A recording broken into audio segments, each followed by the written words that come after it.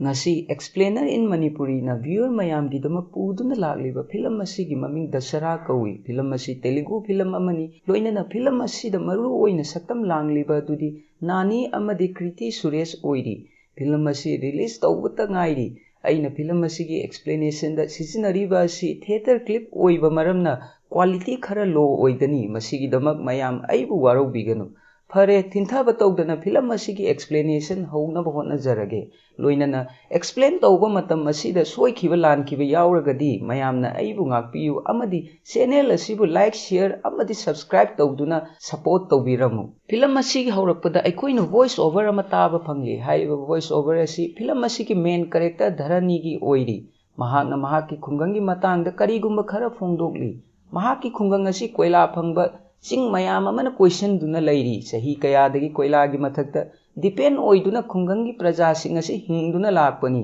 नुमित चुप्पगी बोम थुगाइदुना कोइला तानब होनरी खुंगंग असिदा कोइला असि असुक्की मतिक फंगबा मरमना खुंगंग असिदा सिटपा नुंगसित फावबा अमुंगबा मचुगी नुंगसित ओइरी अमदी खुंगंग असिगी ममिंग भिलपल्ली कौई नेक्स्ट सीन द खुंगंगी मी मयाम अमा मफम अमदा पुलप पुनसिंदुना लैबा अखोइना उबा फंगली मफम असिदा मयाम पुन्ना खौरांगना ngairiba asi bar thong hangbani हाइबदी यू योनबगी थोंग हांगबा ngaibani लोइनना मफम असिदा लैरिबा मीसिंग असि थबक यामना चिनबा मी अमगुमना लैरी इमुंग मनुंगी नुपी सिंगना मागी मागी मपुरोइबबु कौनब होनरमी अदुबु कनामतना तारमदे यूद मखोय मयाम असि असुक्की मतिक ngauजरमी खुंगंगी अहल लमन अमदी अतै मीसिंगदी थंबु थंखो पैसेंजर पुदुना चल्लिबा बस ड्राइवर फावबा यू थकनबगीदमक बेंडर ममांगदा बस अदु खामलगा बेंडर तमना लागलमी यहाक लैरगा यू योनबा नुपा अदु cycle तोंगदुना लागलमी मफम मदुदा हानदगी हौना ngaiduna leiba miyam aduna yu yonba nupa adu hek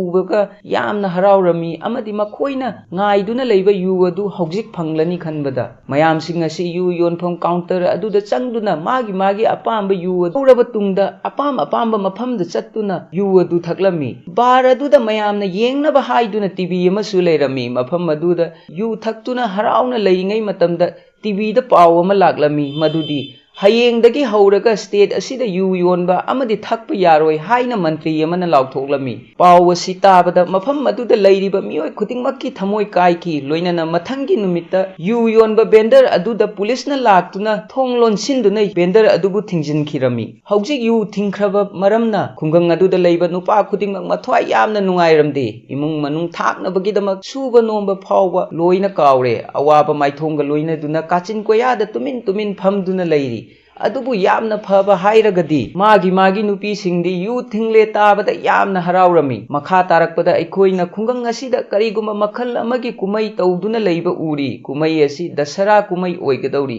कुमई असि पिकलिबा धरानी अमदी मागी नुंगसिख्रबा मरुप सुरीगा लोइना दुना येंगबा लागलमी मफम असिदा धरानीना अंगांग ओइरिबा वेनिलाबु उरमी तसेंगबदी वेनिला असि धरानीना मागी मरुप अमनी हाइना खंदुना लाकपनी अदुबु ngasiगी नुमित असिदगी धरानीगी मियेंग मतुंग इन्ना वेनिला असि लाई मचागुम यामना फजना उरमी वेनिला अमदी मागी ममा लई खरा पुदुना मंदिर तमना चटपा मतमदा वेनिलागी लई मथक्ता थादुना लैबा कैंडल अदु मुलमी मसी उबदा ममाना वेनिलादा यामना nganglami लोइनना मनाक अदुवाइदा लैबा धरानी बु कौदुना कैंडल अदु चुखतनबा मखेत पिरमी इहान हाना धरानी अमदी वेनिला यामना नक्सिन्ना अमना अमगी माइथोंग येंगलमी तंजा अदुदा सुरी लाक्तुना पंचायत की मिफम अमा फमली मदु येंगलुसी हाइना धरानी दा हाइरमी धरानी अमदी सुरेश पंचायत की मिफम अदु येंगनबगीदमक अवांगबा मफम अमदा मखोयनी फमदुना लैरमी हौजिक पंचायत न कौरिबा मिफम असि मतौ करमना खुंगंग असिदा you फंगहनगदौरिबनो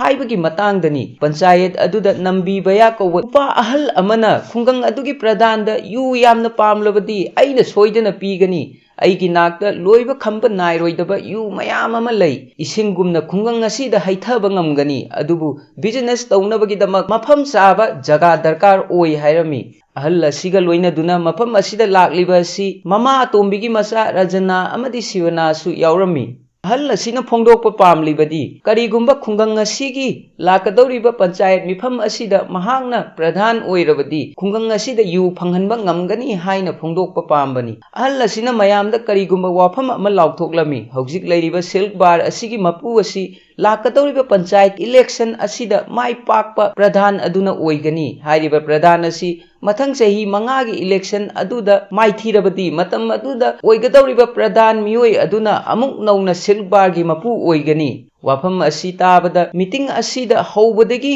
yauduna leiriba hanagi silk bar gi mapu kanaya yamna saurami maramdi magi matungina bar asi magi makhuttagi tatpu chatkrabadi amuk hanna halaklaroi haina mahakna thajarami adubu yu phanglaktaba amadi aram khorangba khungang aduda leiba praja singi mayoktadi kanayana kamaina lepkani maram aduna hojik lepnariba dil asi yaba tarami ngasi dasara gi numit asida thong lonsinduna leiba silk bar adu open tawbaga loinana yengbada phajanaba haiduna silk bar adubu semjan birami amadi kebirami amarom da pikliba darani na dasara numit asida tingkhang panba lai khurumnabada hapnaba una ama heklami una asi punsi chupagi thamjillu haina venela da darani na pirami adubu una asi hekpa matamda darani gi makutta khara sokhibadu venela na khanglami amadi yamna nungsina darani kubak mayai adu nadanaba haiduna machinna nungsit kambirami masigi matungda aikoina isai ama matang asida uba phangli isai manung asida surina magi marup darani da venela asi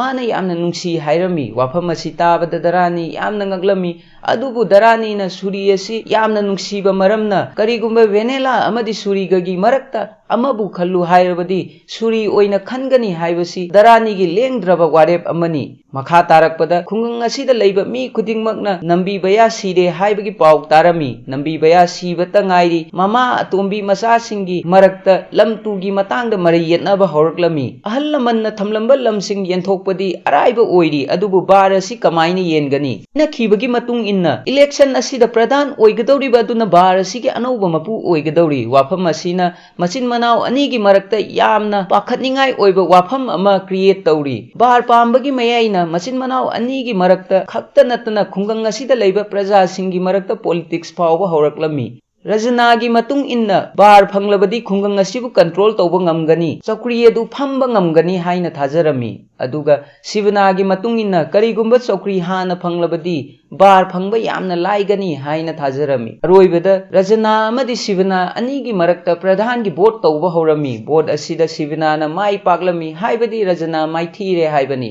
hojik anauba pradhan amadi bar gi mapu asi Sivana na oire vote asida Rajana na mai thibagi maramdi nambi yagi masunupa amadi Sivanagi masanupa ta chinna nambaya kawi hariba miyoy asina maram oiduna birbali khungangda ahongba kaya lakadawbagi ngaiduna leire hojik film asi chahi kharagi matungda makha amuk chatharakli yamna yangba train ama koila mayam ama puduna ching phauduna thoraklami matam aduda jeep gari manakta miyoi khara leiduna wari sanaduna kanagumba mabu ngaiduna leirami matam aduda khara lapa mafamdagi style amaga loina duna dharani amadi suri train gari adu tamna kanna chelaklami suri na magi haija singjaba adu uttuna dharani bu train gi mathak thangba bogi mathakta inkhatlami masigi matungda makhoi ani lepa leitana koila sing adu bora manungda hapsilami makoina bora mayam amada koila sing adu hapa hek loibaga signal piduna ngasaiwai jeep manakta ngaiduna leiba mi sing adu kaurami makoi singsu matam sare amadi signal phangle haiduna suri amadi darani makoi anina lut tawriba train bogi adugi manakta jeep adu thausillaklami suri amadi darani na koila yawba bora sing adu train dagi jeep yauna langlaklami asumna bora mayam adu amamam oina nilangba matamda bora ama jeep yaudabida makhada oina taki haiba bora asi train aduda security tawriba police ani khakna urami amadi train gi bogi mathakta kakhallaktuna suri amadi darani bu phage haiduna makoina leiriba jaga adu tamna kanna chelaklami adubu suri amadi darani gi maithongda police lakle haibagi akiba amatta leiramdi masigi ona tainabada bora sing adu lepa leitana jeep yauna hulami aroibada bora mayam ama amuktangda punsillaga jeep yauna suri amadi darani na hulami adubu laibak thibadagi koila yawba bora sing adu jeep yauba ngamlamde adu makpu jeep adu da tongba miyoi amana kochi yawba thauri ama bora sing adu da langsilami amadi Kochi अदुना बोरा अदु कोटलब तुंगदा zip मनुंगदा हापचिलमी हौजिक policing अदु सुरी अमदी दरानी गी मनाक यौरकलमी अमदी मखोई अनिबु फागे तौरमी मतम मदुदा सुरी अमदी दरानी मनाक नकपदा हौबा उबमगी उसा अमगदा मखुतना पाइदुना यानदुना लैखिरमी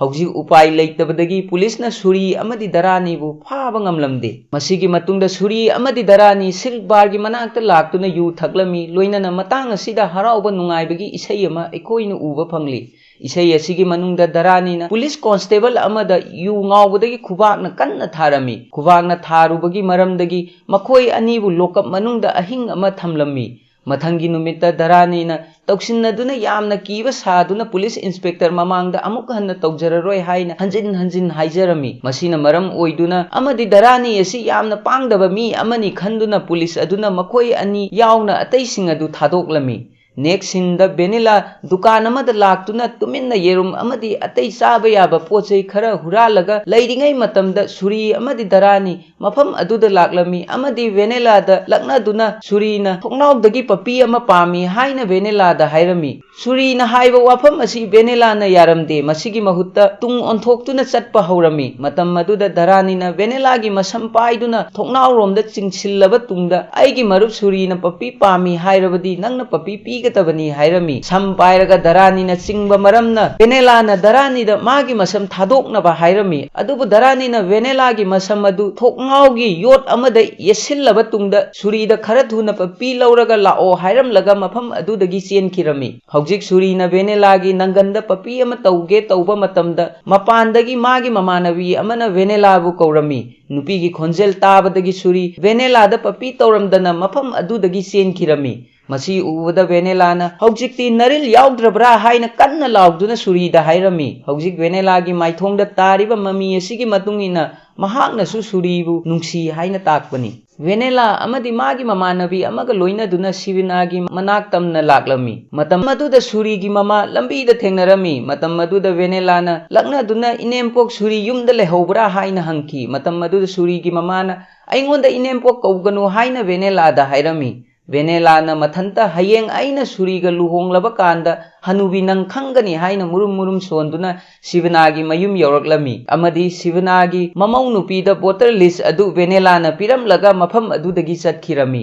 हौजिक ममौ नुपी अदुना बोटर लिस्ट अदु मपुबोक शिवनादा वेनेलाना पिरमबनी हाइना सिनरमी बोटर लिस्ट अदु ngaihak yenglaba tungda शिवनाना मागी मचानुपा नंबी कौदुना हंदक फोंगबा बोटर लिस्ट असिदा अनौबा बोटर चनी यांखै रोम याउरी हाइरिबा बोटर सिंग असिदा आइगी मरका खक्तदा बोट नमगदबनी हाइरमी मपागी वाफम असी हेक ताबगा नंबीना हयेंदगी वाफम असी खुंगंग असी सिनबा थुंगना यहोल्लगे पाबुंग हाइरमी मपा मसा मकोई अनी चंगदुना रजनाबु बोट अमत्ता फंगदनबा प्लान तौरमी अदुबु हंदक लाकदौरिबा बोट असिदा मचानुपा नंबीना आई ओइना लेप पामी हाइना मपा शिवनादा हाइरमी लोइनना नंबीगी मतुंग इन्ना केशियरदा फमदुना लैबा अहल ओइरबा मियोय अदु थबक्तगी लौथोकलगा क्रिकेट कागदौरिबा मियोय अदु ओइना बारगी केशियर ओइहनबा पामी हाइना मपादा फोंदोकलमी हंदक सिनगदौरिबा क्रिकेट असी नंबीगी मपुगी मिंगदा सिनगदौरिबा क्रिकेट मैचनी खुंगंग असिदा तौगदौरिबा क्रिकेट मैच असी लाकदौरिबा बोट असिगी मी खोमबगा चप मानै मरम अदुना क्रिकेट असिदा विनर ओइगदबा टीम अदुगी प्राइस असी लेप लेतना नुमित तरागा मंगानी सिल्क बार मनुंगदा यूना इरुजबा यागनी हाइबदी पेनद्रि फावबा लेप लेतना नुमित तरा मंगानी यू थकपा यागनी अमदी बार अदुगी अनौबा केशियर सु ओइगनी हाइना लाउथोकलमी अमरोमदा वेनेलादा ममाना हयेंग नुपा मयुंगी मी खरा नंगबु येंगबा लाकनी मरम अदुना मखा ताना लाइक पाबगी मथौ तादरे हाइरमी वाई असी ताबदा वेनेला यामना ngakलमी लोइनना वाफम असिगी मतंगदा अइंगोंदा करिगी हाइद्रिबनो हाइना ममादा हाइरमी ममाना अफबा नुपा ओइरगदी नंगोंदा हाइद्रबसु यागनी ममागी वाहै असी ताबदा वेनेलाना अइना नुंगसिरिबा सि सुरी खक्तनी मरम अदुना अइ नुपा अदुदा लुहोंबा ngamloi हाइना ममादा हाइरमी अदुबु ममानदी सुरी असी सुक्या यारमदे अमरोमदा सुरी अमदी दरानी मी खरगा पुंदुना यू थक्तुना अमदी चाक चादुना लैरिङै मतमदा वेनेला मखोई अनिगी मनाक्ता लाक्लमी ꯁꯨꯔꯤꯅ ꯚꯦꯅꯦꯂꯥꯗ ꯅꯪ ꯃꯐꯝ ꯑꯁꯤꯗ ꯀꯔꯤꯒꯤ ꯂꯥꯛꯄꯅꯣ ꯍꯥꯏꯅ ꯍꯪꯂꯝꯃꯤ꯫ ꯚꯦꯅꯦꯂꯥꯅ ꯍꯌꯦꯡ ꯅꯨꯄꯥ ꯃꯌꯨꯝꯒꯤ ꯃꯤ ꯈꯔ ꯑꯩꯕꯨ ꯌꯦꯡꯕ ꯂꯥꯛꯀꯅꯤ, ꯂꯣꯏꯅꯅ ꯅꯨꯄꯥ ꯑꯗꯨꯁꯨ ꯊꯕꯛ ꯑꯃ ꯇꯧꯏ ꯍꯥꯏ꯫ ꯀꯔꯤꯒꯨꯝꯕ ꯅꯨꯄꯥ ꯑꯗꯨꯅ ꯑꯩꯕꯨ ꯄꯥꯝꯃꯤ ꯍꯥꯏꯔꯛꯂꯕꯗꯤ ꯏꯃꯥꯅ ꯑꯩꯕꯨ ꯁꯣꯏꯗꯅ ꯅꯨꯄꯥ ꯑꯗꯨꯗ ꯂꯨꯍꯣꯡꯒꯦ ꯍꯥꯏꯒꯅꯤ꯫ ꯃꯇꯥꯡ ꯑꯗꯨꯗ ꯁꯨꯔꯤꯅ ꯈꯣꯟꯖꯦꯜ ꯍꯧꯅ ꯅꯪꯒꯤ ꯅꯃꯥꯗ ꯑꯩꯈꯣꯏ ꯑꯅꯤ ꯅꯨꯡꯁꯤꯅꯩ ꯍꯥꯏꯕ ꯅꯪ ꯉꯝꯗꯕ꯭ꯔꯥ? ꯀꯔꯤꯒꯨꯝꯕ ꯉꯝꯗꯕ ꯑꯣꯏꯔꯒꯗꯤ ꯉꯁꯤꯃꯛ ꯑꯩꯈꯣꯏ ꯑꯅꯤ ꯂꯨꯍꯣꯡꯁꯤ ꯍꯥꯏꯅ ꯚꯦꯅꯦꯂꯥꯗ ꯍꯥꯏꯔꯝꯃꯤ꯫ ꯚꯦꯅꯦꯂꯥꯅ ꯊꯃꯣꯏ ꯅꯨꯡꯉꯥꯏꯇꯅ ꯑꯃꯗꯤ ꯌꯥꯝꯅ ꯄꯦꯟꯗꯅ ꯑꯩꯈꯣꯏ ꯑꯅꯤ ꯑꯉꯥꯡ ꯑꯣꯏꯔꯤꯉꯩꯗꯒꯤ ꯅꯨꯡꯁꯤꯅꯗꯨꯅ ꯂꯥꯛꯄꯅꯤ, ꯀꯔꯤꯒꯨꯝꯕ ꯍꯌꯦꯡ ꯑꯩ ꯑꯇꯣꯞꯄ ꯅꯨꯄꯥ ꯑꯃꯗ ꯂꯨꯍꯣꯡꯈ꯭ꯔꯕꯗꯤ ꯑꯩ ꯌꯥꯎꯗꯅ ꯅꯪ ꯅꯊꯟꯇ ꯂꯩꯕ ꯉꯝꯒꯗ꯭ꯔꯥ? ꯑꯩꯗꯤ ꯅꯪ ꯌꯥꯎꯗꯅ ꯍꯤꯡꯕ ꯉꯝꯂꯣꯏ꯫ ꯃꯔꯝ ꯑꯗꯨꯅ ꯂꯨꯍꯣꯡꯗ꯭ꯔꯤꯉꯩ ꯃꯃꯥꯡꯗ ꯑꯩ ꯏꯁꯥ ꯏꯊꯟꯇ ꯁꯤꯖꯈꯤꯕꯅ ꯍꯦꯟꯅ ꯐꯒꯅꯤ ꯍꯥꯏꯅ ꯚꯦꯅꯦꯂꯥꯅ ꯁꯨꯔꯤꯗ ꯍꯥꯏꯔꯝꯃꯤ꯫ ꯙꯔꯥꯅꯤ ꯌꯨ ꯉꯥꯎꯔꯕꯁꯨ ꯚꯦꯅꯦꯂꯥꯅ ꯍꯥꯏꯕ ꯋꯥꯁꯤꯡ ꯑꯁꯤ ꯃꯨꯟꯅ ꯇꯥꯔꯝꯃꯤ꯫ ꯃꯍꯥꯛꯅ ꯚꯦꯅꯦꯂꯥꯕꯨ ꯀꯌꯥꯝ ꯅꯨꯡꯁꯤ ꯍꯥꯏꯕ ꯚꯦꯅꯦꯂꯥ ꯃꯁꯥꯅ ꯐꯥꯎꯕ ꯈꯪꯂꯝꯗꯦ꯫ ꯚꯦꯅꯦꯂꯥꯒꯤ ꯃꯃꯤꯠꯇꯒꯤ ꯃꯄꯤ ꯇꯥꯕ ꯑꯁꯤ ꯎꯔꯒ ꯙꯔꯥꯅꯤ ꯃꯐꯝ ꯑꯃꯗ ꯆꯠꯀꯦ ꯍꯥꯏꯗꯨꯅ ꯃꯥꯒꯤ ꯁꯥꯏꯀꯜ ꯃꯊꯛꯇ ꯀꯥꯈꯠꯂꯝꯃꯤ꯫ ꯉꯥꯏꯍꯥꯛ ꯂꯩꯔꯒ ꯙꯔꯥꯅꯤ ꯚꯦꯅꯦꯂꯥꯒꯤ ꯃꯌꯨꯝꯗ ꯃꯃꯥꯕꯨ ꯎꯅꯕ ꯂꯥꯛꯂꯝꯃꯤ, ꯂꯣꯏꯅꯅ ꯚꯦꯅꯦꯂꯥ ꯀꯗꯥꯏꯗ ꯂꯩꯕꯒꯦ ꯍꯥꯏꯅ ꯃꯃꯥꯗ ꯍꯪꯂꯝꯃꯤ꯫ ꯃꯃꯥꯅ ꯌꯥꯝꯅ ꯆꯝꯅ ꯚꯦꯅꯦꯂꯥꯗꯤ ꯏꯃꯨꯡꯗ ꯇꯨꯝꯗꯨꯅ ꯂꯩꯔꯤ ꯍꯥꯏꯅ ꯙꯔꯥꯅꯤꯗ ꯄꯥꯎꯈꯨꯝ ꯄꯤꯔꯝꯃꯤ꯫ ꯙꯔꯥꯅꯤꯅ ꯀꯗꯥꯏꯗꯒꯤ ꯇꯨꯝꯕꯅꯣ? ꯁꯨꯔꯤꯒ ꯂꯣꯏꯅꯗꯨꯅ ꯗꯦꯠ ꯇꯧꯍꯧꯕꯅꯤ ꯍꯥꯏꯅ ꯃꯃꯥꯗ ꯍꯥꯏꯔꯝꯃꯤ꯫ ꯙꯔꯥꯅꯤꯒꯤ ꯋꯥꯍꯩ ꯑꯁꯤ ꯇꯥꯕꯗ ꯃꯃꯥ ꯌꯥꯝꯅ ꯁꯥꯎꯕꯒ ꯂꯣꯏꯅꯅ ꯅꯪꯅ ꯍꯥꯏꯔꯤꯕꯗꯨ ꯀꯔꯤꯅꯣ ꯍꯥꯏꯅ ꯙꯔꯥꯅꯤꯗ ꯍꯪꯂꯝꯃꯤ꯫ ꯚꯦꯅꯦꯂꯥꯅ ꯄꯨꯔꯛꯈꯤꯕ ꯂꯥꯇꯦꯟ ꯑꯗꯨ ꯙꯔꯥꯅꯤꯅ ꯃꯃꯥꯗ ꯎꯠꯂꯝꯃꯤ꯫ ꯃꯃꯥꯅ ꯂꯥꯇꯦꯟ ꯑꯁꯤ ꯃꯈꯣꯏꯒꯤꯅꯤ ꯍꯥꯏꯕ ꯈꯪꯂꯝꯃꯤ꯫ ꯃꯇꯝ ꯑꯗꯨꯗ ꯙꯔꯥꯅꯤꯅ ꯃꯈꯣꯏ ꯑꯅꯤ ꯑꯁꯤ ꯂꯨꯍꯣꯡꯕꯤꯕꯅ ꯍꯦꯟꯅ ꯐꯒꯅꯤ ꯍꯥꯏꯔꯝꯃꯤ꯫ ꯃꯃꯥꯅ ꯊꯕꯛꯇꯤ ꯁꯨꯗꯅ ꯃꯇꯧ ꯀꯔꯝꯅ ꯏꯆꯥꯅꯨꯄꯤꯕꯨ ꯃꯕꯨꯛ ꯊꯟꯅ ꯄꯤꯖꯕ ꯉꯝꯒꯗꯧꯔꯤꯕꯅꯣ? ꯑꯗꯨꯒꯤ ꯁꯔꯨꯛꯄꯨꯗꯤ ꯏꯆꯥꯅꯨꯄꯤ ꯑꯁꯤ ꯒꯨꯍꯥꯗ ꯊꯥꯗꯔꯒ ꯍꯥꯠꯈꯤꯕꯅ ꯍꯦꯟꯅ ꯐꯩ꯫ ꯙꯔꯥꯅꯤꯅ ꯅꯪꯒꯤ ꯅꯆꯥꯅꯨꯄꯤ ꯑꯁꯤ ꯁꯨꯔꯤꯗ ꯁꯨꯛꯄꯤ ꯄꯤꯔꯔꯣꯏ, ꯃꯃꯥꯅ ꯁꯨꯛꯄꯤ ꯄꯤꯔꯣꯏ ꯍꯥꯏꯔꯝꯃꯤ꯫ ꯃꯁꯤꯒꯤ ꯃꯇꯨꯡꯗ ꯙꯔꯥꯅꯤ ꯃꯅꯥꯛ ꯑꯗꯨꯋꯥꯏꯗ ꯂꯩꯕ ꯒꯨꯍꯥ ꯑꯗꯨꯗ ꯀꯥꯈꯠꯂꯕ ꯇꯨꯡꯗ ꯀꯔꯤꯒꯨꯝꯕ ꯅꯆꯥꯅꯨꯄꯤ ꯑꯁꯤ ꯁꯨꯔꯤꯗ ꯄꯤꯗ꯭ꯔꯕꯗꯤ ꯒꯨꯍꯥ ꯑꯁꯤꯗ ꯆꯣꯡꯊꯗꯨꯅ ꯑꯩ ꯏꯁꯥ ꯏꯊꯟꯇ ꯁꯤꯖꯒꯅꯤ ꯍꯥꯏꯔꯝꯃꯤ꯫ ꯃꯃꯥꯅ ꯏꯆꯥꯅꯨꯄꯤ ꯄꯤꯗ꯭ꯔꯒ ꯅꯊꯟꯇ ꯁꯤꯖꯒꯅꯤ ꯍꯥꯏꯔꯤꯕ ꯅꯪꯁꯦ ꯑꯄꯪꯕ ꯁꯨꯅꯤꯡꯗꯕ ꯃꯤ ꯑꯃꯔꯥ? ꯐꯔꯕꯁꯨ ꯐꯠꯇ꯭ꯔꯕꯁꯨ ꯏꯆꯥꯅꯨꯄꯤ ꯑꯁꯤ ꯑꯣꯖꯥ ꯃꯆꯥ ꯑꯃ ꯑꯣꯏꯔꯤ, ꯑꯗꯨꯒ ꯅꯪꯒꯤ ꯃꯔꯨꯞ ꯁꯨꯔꯤ ꯑꯗꯨꯅ ꯁꯦꯜ ꯊꯣꯛꯄ ꯀꯔꯤ ꯊꯕꯛ ꯇꯧꯕꯒꯦ? ꯇꯟꯖꯥ ꯑꯗꯨꯗ ꯙꯔꯥꯅꯤꯅ ꯍꯥꯏꯔꯪ ꯍꯟꯗꯛ ꯄꯥꯡꯊꯣꯛꯀꯗꯧꯔꯤꯕ ꯀ꯭ꯔꯤꯀꯦꯠ ꯑꯁꯤꯗ ꯑꯩꯈꯣꯏ ꯁꯣꯏꯗꯅ ꯃꯥꯏ ꯄꯥꯛꯀꯅꯤ ꯑꯃꯗꯤ ꯁꯤꯜꯛ ꯕꯥꯔꯒꯤ ꯀꯦꯁꯤꯌꯔ ꯑꯁꯤ ꯁꯨꯔꯤꯅ ꯁꯣꯏꯗꯅ ꯑꯣꯏꯒꯅꯤ꯫ ꯃꯇꯝ ꯑꯗꯨꯗ ꯃꯆꯥꯅꯨꯄꯤ ꯄꯤꯕ ꯉꯝꯒꯗ꯭ꯔꯥ ꯍꯥꯏꯅ ꯍꯪꯂꯝꯃꯤ꯫ ꯃꯇꯥꯡ ꯑꯗꯨꯗ ꯚꯦꯅꯦꯂꯥꯒꯤ ꯃꯄꯥ ꯂꯥꯛꯇꯨꯅ ꯀꯔꯤꯒꯨꯝꯕ ꯁꯨꯔꯤꯅ ꯀꯦꯁꯤꯌꯔ ꯑꯣꯏꯔꯕꯗꯤ ꯀꯩꯅꯥꯗꯥꯟ ꯄꯤꯕꯗꯤ ꯂꯥꯏꯔꯗꯅ ꯁꯨꯔꯤꯕꯨ ꯌꯨ ꯃꯌꯥꯝꯅ ꯏꯔꯨꯖꯕꯤꯒꯅꯤ ꯍꯥꯏꯔꯝꯃꯤ꯫ ꯂꯣꯏꯅꯅ ꯚꯦꯅꯦꯂꯥꯒꯤ ꯃꯃꯥꯅꯁꯨ ꯁꯨꯔꯤꯅ ꯁꯤꯜꯛ ꯕꯥꯔꯒꯤ ꯀꯦꯁꯤꯌꯔ ꯑꯣꯏꯔꯕꯗꯤ ꯃꯆꯥꯅꯨꯄꯤ ꯄꯤꯒꯅꯤ ꯍꯥꯏꯕ ꯋꯥꯐꯝ ꯑꯁꯤ ꯌꯥꯔꯝꯃꯤ꯫ ꯉꯥꯏꯍꯥꯛ ꯂꯩꯔꯒ ꯁꯨꯔꯤ ꯑꯃꯗꯤ ꯚꯦꯅꯦꯂꯥ ꯃꯐꯝ ꯑꯗꯨꯗ ꯃꯤ ꯌꯥꯝꯅ ꯂꯥꯡꯏ ꯀꯔꯤ ꯂꯩꯕꯒꯦ ꯈꯟꯗꯨꯅ ꯂꯥꯛꯂꯝꯃꯤ꯫ ꯑꯗꯨꯕꯨ ꯃꯈꯣꯏ ꯑꯅꯤ ꯂꯨꯍꯣꯡꯕꯒꯤ ꯋꯥꯐꯝ ꯑꯁꯤ ꯏꯃꯨꯡ ꯃꯅꯨꯡ ꯌꯥꯎꯅ ꯌꯥꯔꯦ ꯇꯥꯕꯗ ꯚꯦꯅꯦꯂꯥ ꯑꯃꯗꯤ ꯁꯨꯔꯤ ꯌꯥꯝꯅ ꯍꯔꯥꯎꯔꯝꯃꯤ꯫ ꯄꯥꯎ ꯑꯁꯤ ꯃꯈꯣꯏ ꯑꯅꯤꯗ ꯄꯤꯔꯝꯂꯒ ꯙꯔꯥꯅꯤ ꯃꯐꯝ ꯑꯗꯨꯗꯒꯤ ꯆꯠꯈꯤꯔꯝꯃꯤ꯫ ꯃꯊꯪꯒꯤ ꯅꯨꯃꯤꯠꯇ ꯙꯔꯥꯅꯤ ꯌꯥꯝꯅ ꯍꯔꯥꯎꯅ ꯅꯝꯕꯤꯕꯨ ꯎꯅꯅꯕꯒꯤꯗꯃꯛ ꯁꯤꯜꯛ ꯕꯥꯔꯗ ꯂꯥꯛꯂꯝꯃꯤ꯫ ꯃꯍꯥꯛꯅ ꯃꯐꯝ ꯑꯁꯤꯗ ꯂꯥꯛꯄꯒꯤ ꯃꯔꯝꯗꯤ ꯃꯥꯒꯤ ꯃꯔꯨꯞ ꯁꯨꯔꯤꯕꯨ ꯁꯤꯜꯛ ꯕꯥꯔ ꯑꯁꯤꯗ ꯑꯅꯧꯕ ꯀꯦꯁꯤꯌꯔ ꯑꯃ ꯑꯣꯏꯍꯟꯕ ꯄꯥꯝꯂꯤ꯫ ꯙꯔꯥꯅꯤꯒꯤ ꯃꯇꯨꯡ ꯏꯟꯅ ꯍꯌꯦꯡ ꯁꯥꯟꯅꯒꯗꯧꯔꯤꯕ ꯀ꯭ꯔꯤꯀꯦꯠ ꯃꯦꯆ ꯑꯁꯤ ꯀꯥꯔꯕꯗꯤ ꯀꯦꯁꯤꯌꯔꯒꯤ ꯄꯣꯁ ꯑꯗꯨ ꯄꯤꯒꯅꯤ ꯍꯥꯏꯅ ꯊꯥꯖꯔꯝꯃꯤ꯫ ꯑꯗꯨꯕꯨ ꯅꯝꯕꯤꯅꯗꯤ ꯀꯔꯤꯒꯨꯝꯕ ꯄ꯭ꯂꯥꯟ ꯑꯃ ꯇꯧꯔꯤ꯫ ꯅꯝꯕꯤꯅ ꯙꯔꯥꯅꯤ ꯑꯁꯤ ꯀ꯭ꯔꯤꯀꯦꯠ ꯌꯥꯝꯅ ꯍꯩꯕ ꯃꯤ ꯑꯃꯅꯤ ꯍꯥꯏꯕ ꯈꯪꯂꯝꯃꯤ꯫ ꯅꯝꯕꯤꯒꯤ ꯃꯇꯨꯡ ꯏꯟꯅ ꯍꯌꯦꯡ ꯁꯥꯟꯅꯒꯗꯧꯔꯤꯕ ꯃꯦꯆ ꯑꯁꯤ ꯃꯈꯣꯏꯅ ꯄꯣꯕ ꯄꯥꯝꯂꯤ꯫ ꯃꯔꯝ ꯑꯗꯨꯅ ꯙꯔꯥꯅꯤꯕꯨ ꯍꯌꯦꯡ ꯃꯦꯆ ꯑꯁꯤ ꯄꯣꯅꯕ ꯍꯥꯏꯔꯝꯃꯤ꯫ ꯑꯍꯥꯟꯕꯗꯗꯤ ꯙꯔꯥꯅꯤꯒꯤ ꯃꯥꯏꯊꯣꯡꯗ ꯌꯥꯗꯕ ꯎꯔꯝꯃꯤ, ꯑꯗꯨꯕꯨ ꯃꯥꯒꯤ ꯃꯔꯨꯞ ꯁꯨꯔꯤꯒꯤ ꯈꯜꯂꯒ ꯃꯦꯆ ꯑꯁꯤ ꯄꯣꯒꯦ ꯍꯥꯏꯅ ꯂꯦꯞꯈꯤ꯫ ꯃꯊꯪꯒꯤ ꯅꯨꯃꯤꯠꯇ ꯀ꯭ꯔꯤꯀꯦꯠ ꯃꯦꯆ ꯑꯗꯨ ꯍꯧꯔꯝꯃꯤ꯫ ꯃꯐꯝ ꯑꯁꯤꯗ ꯈꯨꯡꯒꯪꯒꯤ ꯄ꯭ꯔꯖꯥ ꯁꯤꯕꯅꯥ ꯑꯃꯗꯤ ꯅꯝꯕꯤ ꯀ꯭ꯔꯤꯀꯦꯠ ꯑꯁꯤ ꯌꯦꯡꯕ ꯂꯥꯛꯂꯝꯃꯤ꯫ ꯁꯥꯟꯅꯕ ꯑꯁꯤ ꯍꯦꯛ ꯍꯧꯕꯒ ꯙꯔꯥꯅꯤ ꯃꯦꯆ ꯑꯁꯤꯗ ꯏꯟꯇꯔꯦꯁ ꯌꯥꯎꯗꯕꯒꯨꯝ ꯎꯠꯂꯝꯃꯤ꯫ ꯃꯥꯒꯤ ꯃꯃꯥꯡ ꯇꯝꯅ ꯂꯥꯛꯄ ꯕꯣꯜ ꯑꯃꯠꯇ ꯐꯥꯔꯝꯗꯦ, ꯀꯦꯆ ꯇꯧꯕ ꯌꯥꯕ ꯕꯣꯜ ꯐꯥꯎꯕ ꯀꯦꯆ ꯇꯧꯔꯝꯗꯦ꯫ ꯃꯁꯤ ꯎꯕꯗ ꯃꯥꯒꯤ ꯇꯤꯝ ꯃꯦꯝꯕꯔꯁꯤꯡꯅ ꯙꯔꯥꯅꯤꯗ ꯄꯨꯛꯅꯤꯡ ꯆꯪꯅ ꯁꯥꯟꯅꯧ ꯍꯥꯏꯅ ꯀꯟꯅ लाउदुना हायरमी। क्रिकेट अदु येंगलिबा वेनेलासु दरानीबु पुक्निंग चंगनबा मपानदगी लाउदुना हायरमी। अदुबु दरानीदी मसाना असिदा अहोंगबा अमत्त लैरमदे। हौजिक अपोजिट टीमना पुन्ना रन 294 लौखी। पोथादुना लैरिङै मतमदा टीम मेंबरसिंगना दरानीदा नंगना फजना सानद्रबदी अखोई ngasi सोइदना पोगनी मरम अदुना खरा फजना बेटिंग तौबियु हाइना दरानीदा हायरमी। मतंग असिदा दरानी यु थक्तुन तुमिन्ना फमदुना लैरमी। सुरीना मागी मरुपु कंथोक्तुना गेम असिदा मंगोंदा खक्ता प्रेशर पीगनु, नखोइसु फजना साननबा होनौ हाइना मयामदा हायरमी।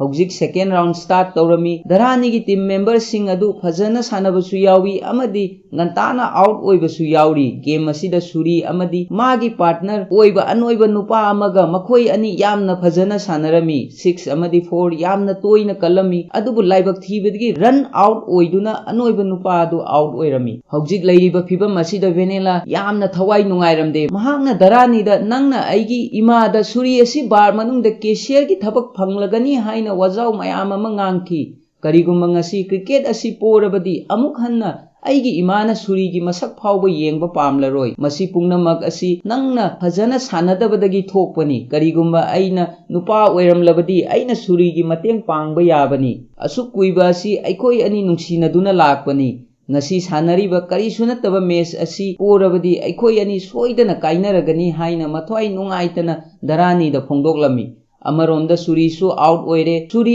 ꯑꯥꯎꯠ ꯑꯣꯏꯕ ꯑꯁꯤꯗ ꯙꯔꯥꯅꯤ ꯑꯃꯗꯤ ꯚꯦꯅꯦꯂꯥ ꯃꯊ꯭ꯋꯥꯏ ꯅꯨꯡꯉꯥꯏꯔꯝꯗꯦ ꯁꯨꯔꯤꯁꯨ ꯃꯊ꯭ꯋꯥꯏ ꯅꯨꯡꯉꯥꯏꯔꯝꯗꯦ ꯑꯗꯨꯕꯨ ꯇꯟꯖꯥꯗꯨꯗ ꯑꯣꯄꯣꯖꯤꯠ ꯇꯤꯝꯒꯤ ꯃꯤ ꯑꯃꯅ ꯁꯦꯜ ꯑꯆꯣꯏꯕ ꯈꯔ ꯁꯨꯔꯤꯗ ꯂꯪꯁꯤꯟꯗꯨꯅ ꯆꯠꯅꯕ ꯇꯧ ꯍꯥꯏꯅ ꯌꯥꯝꯅ ꯀꯔꯦꯝꯅꯅ ꯍꯥꯏꯔꯝꯃꯤ ꯚꯦꯅꯦꯂꯥꯅ ꯊꯃꯣꯏ ꯁꯣꯛꯄ ꯋꯥ ꯀꯌꯥ ꯑꯃ ꯍꯥꯏꯕꯗ ꯙꯔꯥꯅꯤ ꯀꯔꯤꯁꯨ ꯈꯜꯂꯝꯗꯦ ꯑꯗꯨꯕु ꯃꯥꯒꯤ ꯃꯔꯨꯞ ꯁꯨꯔꯤꯗ ꯎꯁꯤꯠꯇꯕ ꯃꯑꯣꯡꯗ ꯀꯔꯦꯝꯅꯕ ꯑꯁꯤꯗ ꯙꯔꯥꯅꯤ ꯁꯥꯎꯗꯨꯅ ꯁ꯭ꯇꯥꯏꯜ ꯑꯃꯒ ꯂꯣꯏꯅꯅ ꯕꯦꯇꯤꯡꯒꯤꯗꯃꯛ ꯐꯤꯜꯗ ꯂꯥꯛꯂꯝꯃꯤ ꯍꯧꯖꯤꯛ ꯙꯔꯥꯅꯤꯅ ꯕꯦꯇꯤꯡ ꯇꯧꯕ ꯃꯇꯝꯗ ꯕꯥꯎꯟꯗ꯭ꯔꯤ ꯌꯧꯗꯕ ꯕꯣꯜ ꯑꯃꯠꯇ ꯌꯥꯎꯈꯤꯗꯦ ꯕꯣꯂꯔꯅ ꯂꯪꯉꯛꯄ ꯕꯣꯜ ꯈꯨꯗꯤꯡꯃꯛ ꯁ꯭ꯇꯥꯏꯜ ꯑꯃꯒ ꯂꯣꯏꯅꯅ 6-4 ꯀꯜꯂꯝꯃꯤ ꯙꯔꯥꯅꯤꯒꯤ ꯃꯑꯣꯡ ꯃꯇꯧ ꯑꯁꯤꯗ ꯚꯥꯕꯣꯛ ꯃꯌꯥꯝ ꯑꯗꯨ ꯌꯥꯝꯅ ꯍꯔꯥꯎꯔꯝꯃꯤ ꯁꯨꯔꯤ ꯑꯃꯗꯤ ꯚꯦꯅꯦꯂꯥꯁꯨ ꯌꯥꯝꯅ ꯍꯔꯥꯎꯔꯝꯃꯤ ꯑꯗꯨꯕꯨ ꯁꯤꯕꯅꯥ ꯑꯃꯗꯤ ꯅꯝꯕꯤꯒꯤ ꯃꯥꯏꯊꯣꯡ ꯑꯁꯤ ꯌꯦꯡꯕꯗ ꯍꯔꯥꯎꯕꯒꯤ ꯃꯥꯏꯊꯣꯡ ꯃꯥꯟꯗꯦ ꯑꯔꯣꯏꯕꯗ ꯃꯦꯆ ꯑꯁꯤ ꯙꯔꯥꯅꯤ ꯑꯃꯗꯤ ꯃꯥꯒꯤ ꯇꯤꯝꯅ ꯉꯝꯈꯤꯔꯝꯃꯤ ꯃꯦꯆ ꯑꯁꯤ ꯃꯥꯏ ꯄꯥꯛꯄꯗ ꯚꯦꯅꯦꯂꯥꯅ ꯌꯥꯝꯅ ꯍꯔꯥꯎꯗꯨꯅ ꯁꯨꯔꯤꯒꯤ ꯃꯃꯥꯏꯗ ꯀꯤꯁ ꯇꯧꯔꯝꯂꯒ ꯃꯐꯝ ꯑꯗꯨꯗꯒꯤ ꯆꯠꯈꯤꯔꯝꯃꯤ ꯍꯧꯖꯤꯛ ꯒꯦꯝ ꯑꯁꯤ ꯂꯣꯏꯔꯕ ꯇꯨꯡꯗ ꯁꯤꯕꯅꯥ ꯁ꯭ꯇꯦꯠ ꯃꯊꯛꯇ ꯂꯥꯛꯇꯨꯅ ꯑꯃꯗꯤ ꯃꯥꯏꯛꯇ ꯉꯁꯤ ꯀ꯭ꯔꯤꯀꯦꯠ ꯉꯝꯕ ꯇꯤꯝ ꯑꯗꯨꯒꯤ ꯃꯤꯑꯣꯏ ꯑꯃ ꯀꯦꯁꯤꯌꯔꯒꯤ ꯊꯕꯛ ꯍꯥꯞꯀꯅꯤ ꯑꯃꯗꯤ ꯂꯥꯛꯀꯗꯧꯔꯤꯕ ꯄꯟꯆꯥꯌꯠꯀꯤ ꯚꯣꯠ ꯑꯁꯤꯗ ꯑꯩꯒꯤ ꯏꯆꯥ ꯅꯨꯄꯥ ꯅꯝꯕꯤꯅ ꯂꯦꯞꯀꯅꯤ ꯍꯥꯏꯅ ꯂꯥꯎꯊꯣꯛꯂꯝꯃꯤ ꯚꯣꯠ ꯂꯦꯞꯄ ꯑꯃꯗꯤ ꯂꯦꯞꯇꯕ ꯑꯁꯤꯒꯤ ꯃꯇꯥꯡꯗ ꯙꯔꯥꯅꯤ ꯀꯔꯤꯁꯨ ꯈꯜꯂꯝꯗꯦ ꯃꯥꯅ ꯃꯐꯝ ꯑꯁꯤꯗ ꯌꯥꯝꯅ ꯍꯔꯥꯎꯕꯒꯤ ꯃꯔꯝꯗꯤ ꯃꯥꯒꯤ ꯃꯔꯨꯞ ꯁꯨꯔꯤ ꯑꯁꯤ ꯀꯦꯁꯤꯌꯔꯒꯤ ꯊꯕꯛ ꯐꯪꯒꯗꯧꯔꯦ ꯍꯥꯏꯅ ꯂꯥꯎꯊꯣꯛꯄꯒꯤꯅꯤ ꯅꯨꯃꯤꯗꯥꯡ ꯑꯃ ꯅꯨꯄꯥ ꯑꯃꯅ ꯙꯔꯥꯅꯤꯕꯨ ꯊꯤꯕ ꯂꯥꯛꯂꯝꯃꯤ ꯃꯇꯝ ꯑꯗꯨꯗ ꯙꯔꯥꯅꯤ ꯌꯨ ꯊꯛꯇꯨꯅ ꯃꯐꯝ ꯑꯃꯗ ꯂꯩꯔꯝꯃꯤ ꯂꯥꯛꯂꯤꯕ ꯃꯤꯑꯣꯏ ꯑꯁꯤ ꯙꯔꯥꯅꯤꯒꯤ ꯃꯔꯨꯞꯅꯤ ꯍꯧꯖꯤꯛ ꯚꯦꯅꯦꯂꯥ ꯑꯃꯗꯤ ꯁꯨꯔꯤ ꯂꯨꯍꯣꯡꯒꯗꯧꯔꯦ ꯍꯥꯏꯕ ꯑꯁꯤ ꯅꯪ ꯇꯥꯔꯝꯂꯒꯅꯤ ꯇꯁꯦꯡꯅ ꯅꯪꯒꯤ ꯊꯃꯣꯏꯅ ꯚꯦꯅꯦꯂꯥꯕꯨ ꯀꯥꯎꯔꯕ꯭ꯔꯥ ꯍꯥꯏꯅ ꯍꯪꯂꯝꯃꯤ ꯙꯔꯥꯅꯤꯅꯁꯨ ꯑꯩꯒꯤ ꯃꯔꯨꯞ ꯁꯨꯔꯤꯒꯤ ꯂꯨꯍꯣꯡꯕ ꯑꯁꯤ ꯌꯥꯝꯅ ꯆꯥꯎꯅ ꯂꯨꯍꯣꯡꯒꯅꯤ ꯍꯥꯏꯅ ꯋꯥ ꯊꯩꯗꯣꯛꯇꯨꯅ ꯄꯥꯎꯈꯨꯝ ꯄꯤꯔꯝꯃꯤ ꯃꯇꯥꯡ ꯑꯁꯤꯗ ꯑꯃꯨꯛꯀ ꯍꯟꯅ ꯃꯤꯑꯣꯏ ꯑꯁꯤꯅ ꯅꯪ ꯚꯦꯅꯦꯂꯥꯕꯨ ꯇꯁꯦꯡꯅ ꯀꯥꯎꯔꯕ꯭ꯔꯥ ꯍꯥꯏꯅ ꯑꯃꯨꯛꯀ ꯍꯪꯂꯝꯃꯤ ꯙꯔꯥꯅꯤꯅ ꯌꯥꯝꯅ ꯍꯧꯅ ꯑꯩ ꯀꯥꯎꯔꯦ ꯍꯥꯏꯅ ꯈꯨꯝꯂꯝꯃꯤ ꯃꯇꯥꯡ ꯑꯗꯨꯗ ꯃꯤꯑꯣꯏ ꯑꯗꯨꯅ ꯙꯔꯥꯅꯤꯒꯤ ꯃꯃꯥꯏꯗ ꯈꯨꯕꯥꯛꯅ ꯊꯥꯗꯨꯅ ꯅꯪ ꯚꯦꯅꯦꯂꯥ ꯀꯥꯎꯗ꯭ꯔꯤ ꯍꯥꯏꯕ ꯑꯩ ꯈꯪꯉꯤ ꯑꯔꯥꯞꯄ ꯃꯐꯝꯗꯒꯤ ꯈꯣꯡꯖꯤꯒꯤ ꯃꯈꯣꯜ ꯇꯥꯕ ꯃꯇꯝꯗ ꯅꯨꯄꯤ ꯑꯁꯤ ꯚꯦꯅꯦꯂꯥꯅꯤ ꯍꯥꯏꯅ ꯅꯪꯅ ꯂꯥꯏꯅ ꯈꯪꯕ ꯉꯝꯃꯤ ꯅꯍꯥꯟ ꯅꯨꯃꯤꯗꯥꯡ ꯚꯦꯅꯦꯂꯥꯅ ꯃꯊ꯭ꯋꯥꯏ ꯅꯨꯡꯉꯥꯏꯇꯅ ꯂꯥꯛꯄ ꯃꯇꯝ ꯑꯗꯨꯗ ꯅꯪꯅ ꯌꯦꯡꯕ ꯉꯝꯗꯕꯗꯒꯤ ꯃꯥꯒꯤ ꯃꯌꯨꯝꯗ ꯆꯠꯄ ꯅꯠꯇ꯭ꯔꯥ ꯙꯔꯥꯅꯤ ꯀꯔꯤꯁꯨ ꯈꯨꯝꯗꯅ ꯇꯨꯃꯤꯟꯅ ꯉꯛ ꯂꯨꯛꯊꯗꯨꯅ ꯂꯩꯔꯝꯃꯤ ꯃꯈꯥ តាꯅ ꯃꯥꯒꯤ ꯃꯔꯨꯞ ꯑꯁꯤꯅ ꯅꯪꯅ ꯋꯥꯐꯝ ꯑꯁꯤ ꯁꯨꯔꯤꯗ ꯍꯥꯏꯕ ꯉꯝꯗ꯭ꯔꯤꯕ ꯀꯔꯤꯒꯤꯅꯣ ꯁꯨꯔꯤꯅ ꯅꯨꯡꯁꯤ ꯍꯥꯏꯅ ꯐꯣꯡꯗꯣꯛꯇ꯭ꯔꯤꯉꯩ ꯃꯃꯥꯡꯗꯒꯤ ꯅꯪꯅ ꯅꯨꯡꯁꯤꯗꯨꯅ ꯂꯥꯛꯄꯅꯤ ꯃꯈꯥ ꯇꯥꯔꯛꯄꯗ ꯃꯤꯑꯣꯏ ꯑꯁꯤꯅ ꯀꯞꯂꯤ ꯅꯪ ꯃꯤ ꯑꯣꯏꯒꯗꯕ ꯃꯤ ꯅꯠꯇꯦ ꯑꯗꯨꯒꯤ ꯁꯔꯨꯛꯄꯨꯗꯤ ꯅꯊꯟꯇ ꯁꯤꯖꯈꯣ ꯍꯥꯏꯔꯝꯂꯒ ꯃꯥꯅ ꯇꯣꯡꯂꯛꯄ ꯁꯥꯏꯀꯜ ꯑꯗꯨ ꯊꯧꯗꯨꯅ ꯃꯐꯝ ꯑꯗꯨꯗꯒꯤ ꯆꯠꯈꯤꯔꯝꯃꯤ ꯃꯤꯑꯣꯏ ꯑꯁꯤꯅ ꯍꯥꯏꯕ ꯋꯥꯁꯤꯡ ꯑꯁꯤ ꯑꯆꯨꯝꯕ ꯉꯥꯛꯇꯅꯤ ꯑꯗꯨꯕꯨ ꯙꯔꯥꯅꯤ ꯀꯔꯤꯁꯨ ꯍꯥꯏꯗꯅ ꯃꯃꯤꯠꯇꯒꯤ ꯃꯄꯤ ꯇꯥꯗꯨꯅ ꯇꯨꯃꯤꯟꯅ ꯂꯩꯔꯤ ꯃꯁꯤꯅ ꯇꯥꯛꯄꯗꯤ ꯙꯔꯥꯅꯤꯅ ꯉꯁꯤ ꯐꯥꯎꯕ ꯚꯦꯅꯦꯂꯥꯕꯨ ꯀꯥꯎꯗ꯭ꯔꯤ ꯇꯥꯛꯄꯅꯤ ꯃꯊꯪꯒꯤ ꯅꯨꯃꯤꯠꯇ ꯙꯔꯥꯅꯤ ꯑꯃꯗꯤ ꯁꯨꯔꯤ ꯕꯥꯔ ꯃꯃꯥꯡꯗ ꯐꯝꯗꯨꯅ ꯌꯨ ꯊꯛꯇꯨꯅ ꯂꯩꯔꯝꯃꯤ ꯃꯇꯝ ꯑꯗꯨꯗ ꯔꯖꯅꯥꯒꯤ ꯌꯨꯝ ꯃꯊꯛꯇ ꯌꯨꯡꯕ ꯐ꯭ꯂꯦꯛ ꯑꯗꯨ ꯂꯧꯊꯣꯛꯂꯝꯃꯤ ꯃꯁꯤꯅ ꯇꯥꯛꯄꯗꯤ ꯔꯖꯅꯥ ꯍꯟꯗꯛꯀꯤ ꯚꯣꯠ ꯑꯁꯤ ꯂꯦꯞꯂꯔꯣꯏ ꯇꯥꯛꯄꯅꯤ ꯇꯟꯖꯥ ꯑꯁꯤꯗ ꯙꯔꯥꯅꯤ ꯌꯨ ꯂꯧꯔꯨꯅꯕ ꯁꯨꯔꯤꯗ ꯍꯥꯏꯔꯝꯃꯤ ꯁꯨꯔꯤꯅ ꯙꯔꯥꯅꯤꯅ ꯍꯥꯏꯕ ꯋꯥ ꯑꯗꯨ ꯏꯟꯗꯨꯅ ꯕꯥꯔ ꯃꯅꯨꯡꯗ ꯌꯨ ꯂꯧꯕ ꯂꯥꯛꯂꯝꯃꯤ ꯃꯇꯝ ꯑꯗꯨꯗ ꯑꯣꯄꯣꯖꯤꯠ ꯇꯤꯝꯒꯤ ꯀ꯭ꯔꯤꯀꯦꯠ ꯄ꯭ꯂꯦꯌꯔꯁꯤꯡ ꯑꯗꯨ ꯃꯐꯝ ꯑꯗꯨꯗ ꯌꯨ ꯊꯛꯇꯨꯅ ꯂꯩꯔꯝꯃꯤ ꯃꯈꯣꯏꯅ ꯁꯨꯔꯤ ꯎꯕ ꯃꯇꯝꯗ ꯑꯇꯣꯟꯕ ꯖꯥꯇꯤꯅꯤ ꯍꯥꯏꯅ ꯂꯛꯅꯔꯝꯃꯤ ꯁꯨꯔꯤꯅ ꯑꯩ ꯀꯦꯁꯤꯌꯔ ꯍꯦꯛ ꯑꯣꯏꯕꯒ ꯃꯄꯥꯟꯗ ꯂꯩꯕ ꯑꯇꯣꯟꯕ ꯖꯥꯇꯤꯁꯤꯡ ꯑꯁꯤ ꯃꯅꯨꯡꯗ ꯄꯨꯟꯁꯤꯜꯂꯒ ꯌꯨ ꯄꯤꯊꯛꯀꯅꯤ ꯍꯥꯏꯅ ꯄꯥꯎꯈꯨꯝ ꯄꯤꯔꯝꯃꯤ ꯃꯇꯝ ꯑꯗꯨꯗ ꯅꯨꯄꯥ ꯑꯗꯨꯅ ꯀꯔꯤꯒꯨꯝꯕ ꯃꯦꯆ ꯄꯣꯔꯕꯗꯤ ꯀꯦꯁꯤꯌꯔ ꯑꯣꯏꯍꯟꯒꯅꯤ ꯍꯥꯏꯅ ꯌꯨ ꯕꯣꯇꯜ ꯑꯃꯒ नंगी मरुप धरानी गे यानखिबनी हौजिक यानबा दु थुगाइरबनीना केशियर की मंगलान थादोकलो हाइरमी मखोई अनीना वारी सानबा असीदा उंखन्नबा यावरक्तुना खुद थानगे तौरमी मखोई मयाम चंगदुना सुरीदा नमसिल्लगा लैबदु धरानीना थोकनाउदगी उरमी सुरी असि धरानी की थवाइनी मरम मदुना मयाम सिंग असि फुगे हाइदुना बार मनुंगदा चंगलखिरमी तसेंगबदी धरानी अमदी मागी मरुप अयाम अतोनबा जाति ngaktani मखोइसिंग असि बार मनुंगदा चंगबा याबगी अयाबा लैरमदे अदुबु सुरी सोकपा मरमना धरानी अमदी मागी मरुपसिंगना बार मनुंगदा चंगदुना सुरीगा मुक्नबसिंग अदुगा फुनरमी खना चैनबा असिदा बार अदुसु अतोय एकाई नंगलमी थौदोग असिना मरम ओइदुना धरानी सुरी अमदी अतै मखोइगी मरुपसिंग अदु पुलिसना यामना थीना लोकप मनुंगदा फुरमी इमुंग मनुंग लाक्तुना पुलिसदा मसासिंग थादोकनबा हाइजरमी अदुबु पुलिसना अमत्ता यारमदे इमुंग मनुंगी मीसिंग पुलिस स्टेशन की मपानदा फमदुना अमदी कपतुना लैरी मनुंगदना पुलिसना लेप लैतना पुल्लगा मखोइसिंग अदु फुथरमी पुलिस स्टेशन अदुदा दोल पाइदुना लैबा अहल अमा हौजिक थोकलेबा थबक असि उबदा यामना पेलमदे मरम मदुना मखोइसिंग असिबु जेलदगी लौथोकपा ngamgadaba शिवनागी येकनबा मागी मयाम्बा रजनागी मनाक्ता अहल असि लागलमी रजनासु मागी कार तोंगदुना पुलिस स्टेशन दा लागलमी अमदी मिनिट 5 गी मनुंगदा नुपा मचासिंग असि थादोउ हाइरमी स्टेशन असिदा लैबा इंस्पेक्टर अदुना मखोइसिंग असि शिवनाना थादोकपा यादे हाइना ऑर्डर पीबा मरमना थादोकपदा अयेतपा लाकनी हाइरमी रजनाना पुलिस स्टेशन असि बोमना थुगाइबदा मिनिट 5 फाना चंगलोय अइना हाइबा थबक असि तौद्रबदी नखोइगी अफबा ओइरोय हाइना किहंदुना इंस्पेक्टर अदुदा हाइरमी उपाय लेतबदगी इंस्पेक्टर अदुना मखोइसिंग अदु खुदक्ता थादोकलमी हौजिक मखोइगी मथक्ता नंबी अबंदी शिवनाना ओनैखिबा असिदा पेंददुना सुरीना रजनादा बोट लेपु हाइना रिक्वेस्ट तौरमी वाफम असिगी मतांगदा धरनीदी यारमदे अदुबु सुरीना धरनीबु तुमिन्ना लैनबा हाइरमी रजनाना मफम असिदा आई नखोइगी मतेंग पांगे हाइना लाकपनी राजनीति तौगे हाइना लाकप नत्ते हाइरमी सुरीना नंबी अमदी शिवनागी मथक्ता लमन खुंबा पांबदगी रजनाबु हंजिन हंजिन थेमलमी अरोइबदा रजना नंबी की मायोक्ता बोट लेपा असिदा यारमी मथंगी नुमित्ता नंबी अमदी शिवना इलेक्ट्रोल ऑफिस ता लाक्तुना नॉमिनेशन फाइल तौरमी नंबी की वाखलदा मागी ऑपोजिट ता कनामता थोलकलरोय हाइना थाजबदगी कारे हाइना मयाम ममांगदा दोन थिंदुना नुंगाइबा अमदी हरावबा फोंदोकलमी अदुबु तंजादुदा सुरी अमदी धरानीना लिट तौदुना रजनाबु नॉमिनेशन की दमक इलेक्ट्रोल ऑफिस ता पुरकलमी मसी उबदा ngसाइदगी हरावदुना लैबा नंबी अमदी शिवना तुमिन्ना लैखी माइथोंगदा साउनिंगबगी ममी तादुना लैरी अदुबु मियाम मरक ओइबा मरमना करीसु हाइबा ngamdana धरानी अमदी सुरीना मखोइगी हाइबदी नंबीगी बोट की मरका खुदोप अदु मयाम ममांगदा लौथोखिबा अदु तुमिन्ना येंगदुना लैखी हौजिक बोट की दमक खनबा हौरमी वेनेला असि लाइरिक खरा हाइबा नुपी अमनी महांगना वोटर लिस्ट खरा रजनागी मनाक्ता पुरकलमी हाइरिबा वोटर लिस्ट असि नुपी ngaktagini वेनेलाना नुपी सिंग असिना वोट थाथरबदी अथोम सोइदना वोट कागनी हाइना रजनादा हाइरमी वेनेलागी वाफम असि रजनाना मुन्ना तारमी अमदी रजनाना नुपी खक्ता ओइबगी मीटिंग अमा सिलमी मीटिंग अदुदा रजना आई हंदक पंचायत की वोट असि लेपकदौरी अदुबु मफम असिदा आई वोट खोंब लाकपा नत्ते करिगिदमक ngasi फावबना खोइना वोट थाथद्रिबनो हाइना नुपी सिंग अदुदा रजनाना हंगलमी नुपी सिंग असिगी अपांबा असि अतै नते बार की टाइमिंग सेमदोकपियु हाइना ममांगी पंचायत शिवनादा हाइख्रबनी अदुबु ngasi फावबा सेमदोकपिदे मरम मदुना अइखोइ राजनीति असिदा थाजदबदगी वोट पीदबनी हाइरमी रजनाना खुदोंग चाब लौदुना ngasi फावबा अइ वोट कादना लाखी करिगुंबा अदोमना अइबु वोट काहल्लबदी बार की मतम सेमदोकनी अमदी खुंगंग असिदा अहोंगबा मयाम अमसु पुरकनी हाइरमी रजनागी वाहै असिदा सुरीनसु सपोर्ट तौरमी सुरीना सपोर्ट तौबा मरमना धरानी नसु रजनाबु सपोर्ट तौरमी मयाम चंगदना होटनबदगी रजना इहान हाना पंचायती बोर्ड असि कारमी महांगना बोर्ड हेक काबगा बार मनुंगदा चंगबा यादबा अचौ मचागी थबक असि मुथटलमी मरम मदुना धरानी अमदी अतैसिंग असि बार मनुंगदा मनिंग तमना चंगबा यारमी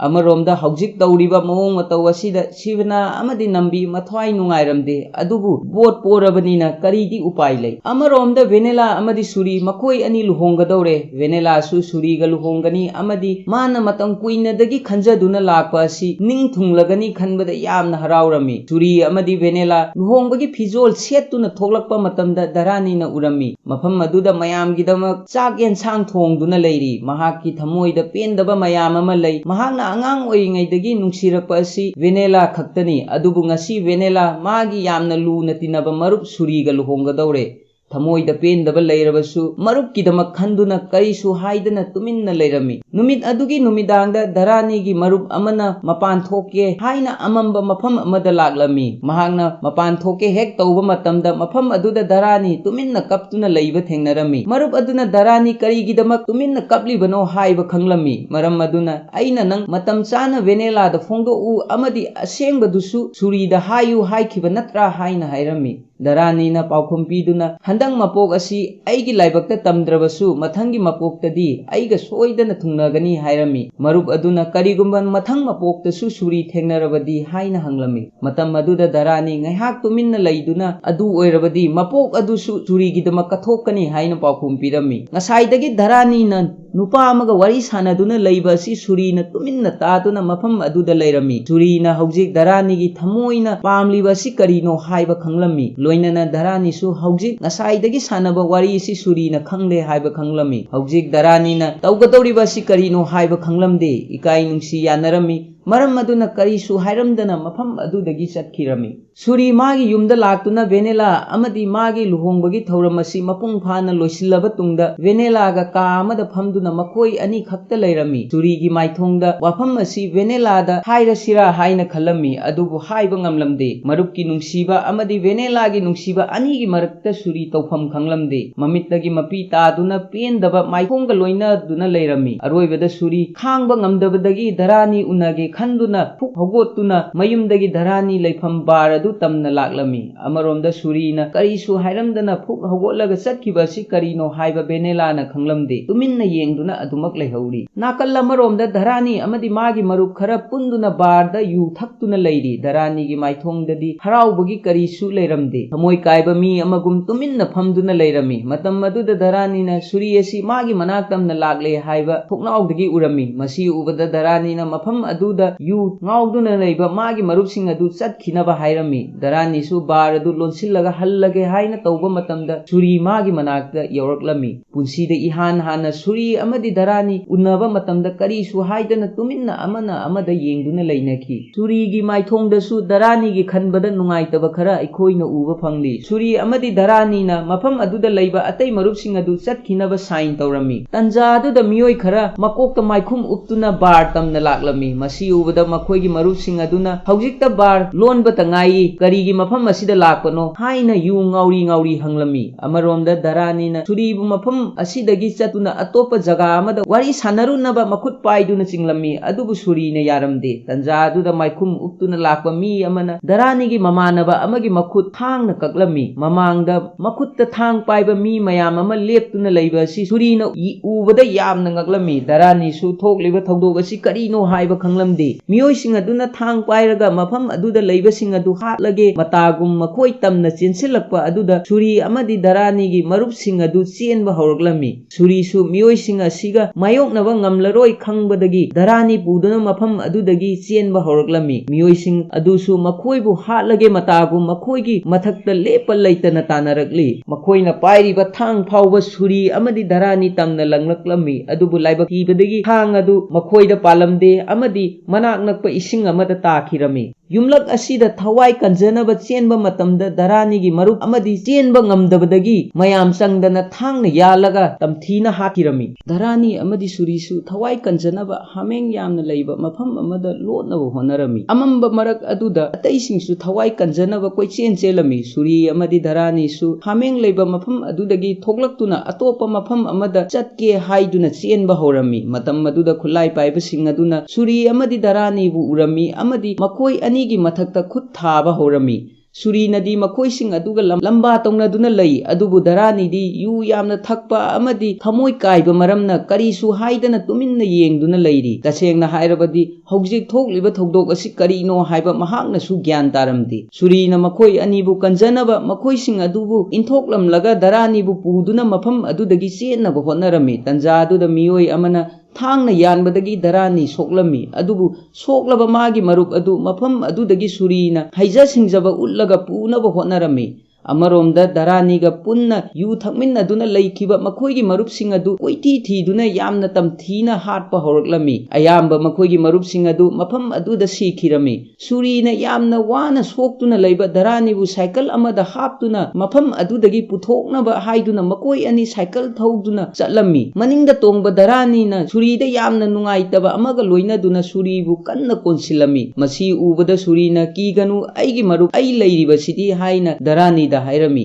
तंजादुदा खंगौदना कनागुंबा अमना सुरीगी मंगक कक्लमी हौजिक मंगक कक्पा मरमना सुरी साइकल थौना थौना मफम अदुदा सीखिरमी यामना फजबा सिन हाइरगदी धरानीना मागी मरुप मंगक याउद्रे हाइबा खंगलमदे यामना नुंसीना मागी मरुपु अदुमक कोंदुना लैखिरमी अमरोमदा वेनेलाना मागी मपुरोइबा सुरीबु यामना हराउना ngaiduna leiba aikhoina uba phangli धरानीना सुरी असी मंगक याउदना तादुना लैरे हेक खंगबगा थमोइ काइरमी मरुपकी असीबा हक्चांग अदु ओलगा कप्पा फाउबा ngamlamde तंजादुदा मियोइसिंग अदुना मखोइगी मनिंगदा लाक्ले हाइबा खंगबदगी मनाक नकपदा लैबा संगोल अमदा चंगसिनदुना धरानी तुमिन्ना लैखिरमी मथंगी नुमित्ता थवाइ याउद्रबा सुरीगी हक्चांग असी मागी मयुमदा पुरक्लमी मतम मदुदा वेनेला थमोइ काइना सुरीगी असीबा हक्चांग अदु तमना युम मनुंगदगी थोकलक्लमी करीसु हाइदना वेनेला अमदी धरानी सुरीगी असीबा हक्चांग अदुगी मनाक्ता फमदुना लैरमी मथंगी नुमित्ता पुलिस लाक्तुना थौदोक असीगी मतांगदा इंक्वायरी तौबा हौरमी